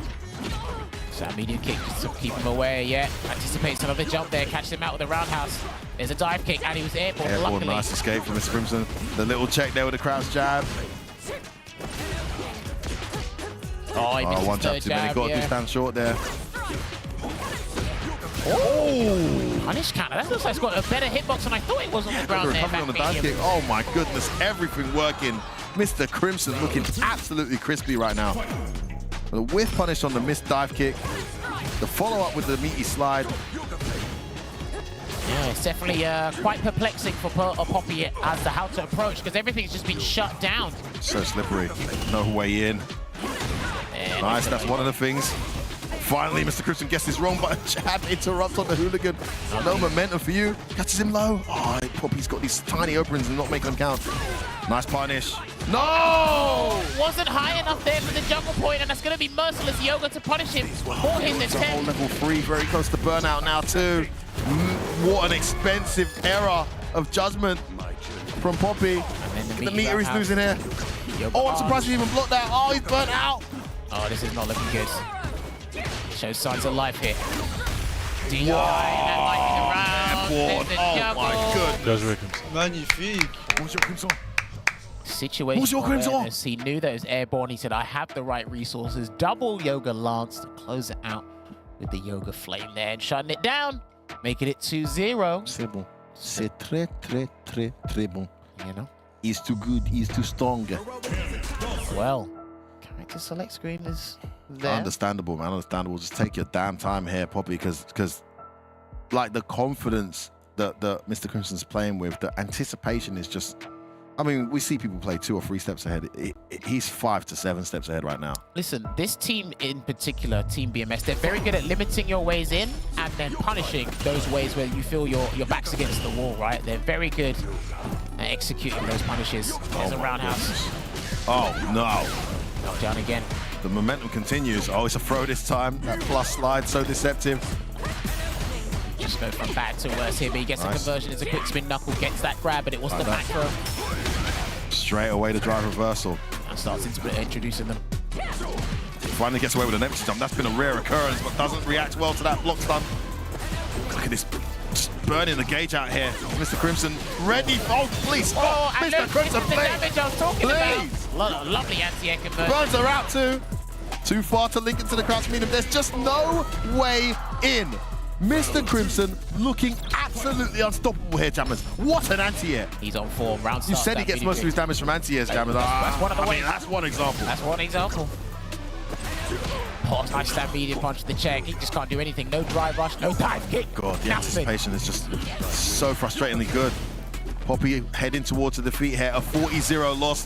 One that Wolves cannot afford. Looking inevitable right now. Just walking into his doom here. Is there a way back into this set? No, there isn't. Tries to go in. That is a dead savvy. Wow, and a perfect. The exclamation mark on point. Poppy said that they've both evolved since that grand finals, and no doubt. But the main improvement, the huge evolution, I must say, has to be on Mr. Crimson's side. That was an anti-Cammy masterclass. That was executed marvelously there by France's #1. That was cool, calm, collected. He came with a strategy.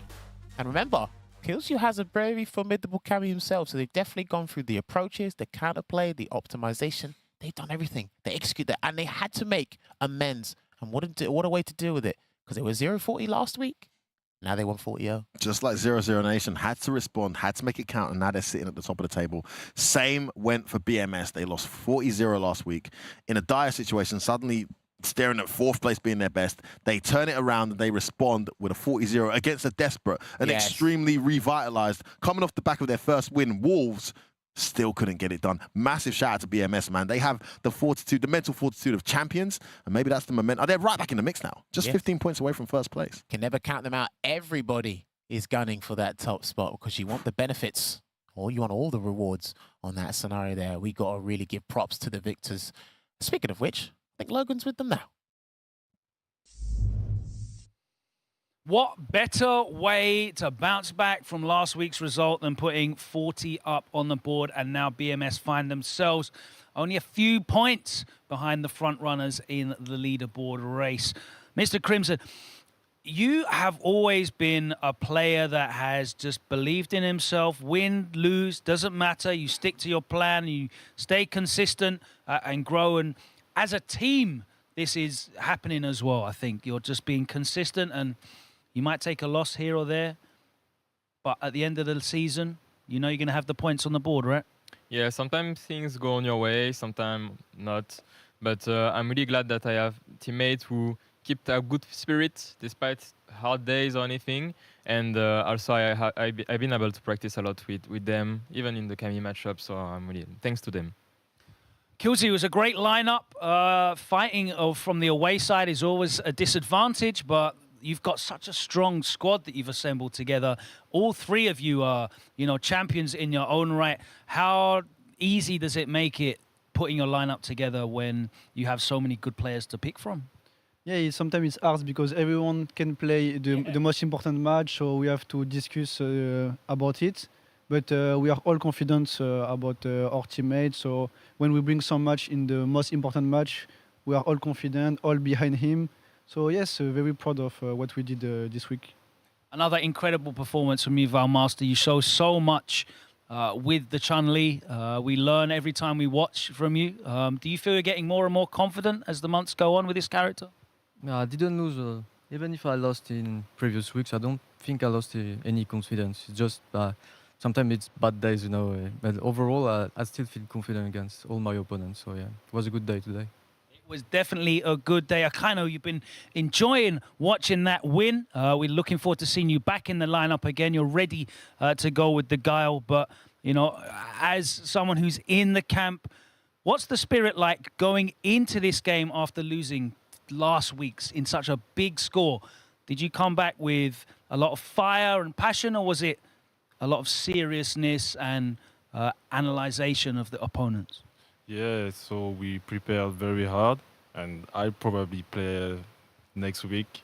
But for today, as we plan, so every player we face we face every opponent we want to do.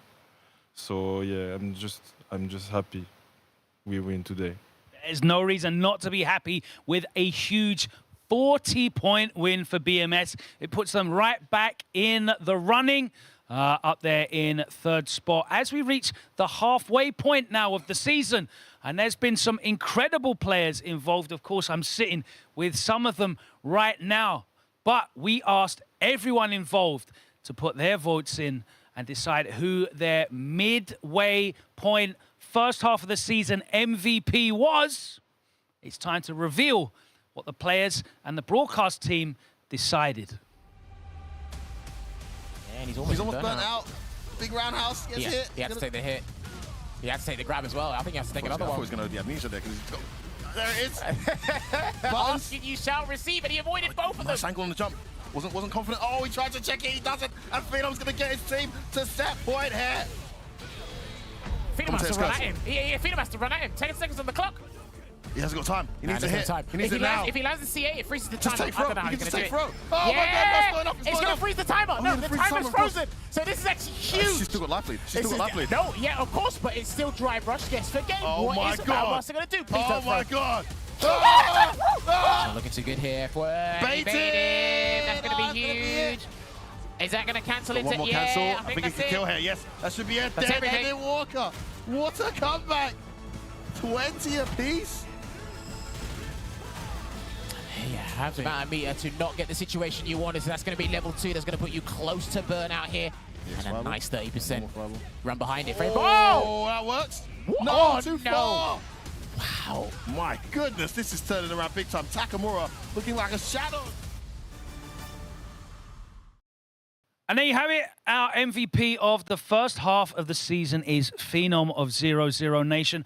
Over a third of everybody involved in the votes chose you as the most valuable player this time round. Are you happy with that, or do you think you should have had more votes? Is that 3/4? Over a third, so definitely not 3/4. No. Over a third? Just over 33%. Interesting, yeah. Maybe that's a little bit. The numbers don't lie, and they spelled this up now. No, I think, yeah, I think I deserved it, but I played good in the first half. Now it just remains to be seen in the second half, which is, you know, kind of the most important. The only MVP you want is the season MVP, I'm guessing. Yeah, I mean, I assume you want to. It's better to win the whole thing. But I don't know. Am I getting any prize? Am I getting like a handshake or? There's your prize. Congratulations. All right, thank you. Maybe a card. Here, have a card. All right, thanks so much. Hold it up. It's got. Don't worry about that. Yeah, just. Yeah. There you go. Great photo. Give me that back. It's the heart. You know, the appreciation everyone else has recognised the importance that you've had and the consistency you've had. Of course, you've been mostly playing in that anchor position for the team, which means you've put up a lot of points. Yeah. You've only lost once. This season so far, so an 80% win rate is very impressive. But it's great to have a team that's backed you up as well, right? It's not just a one-person achievement so far. Yeah, I think as a team, we all done really well. Me, Reich, Venom, we all have done our best, and I think the results show that at the moment we are very strong. Very strong indeed. Looking forward to seeing how you do for the rest of the season. And it is time to get into the rest of the season. That's the first half completed. 5 weeks down.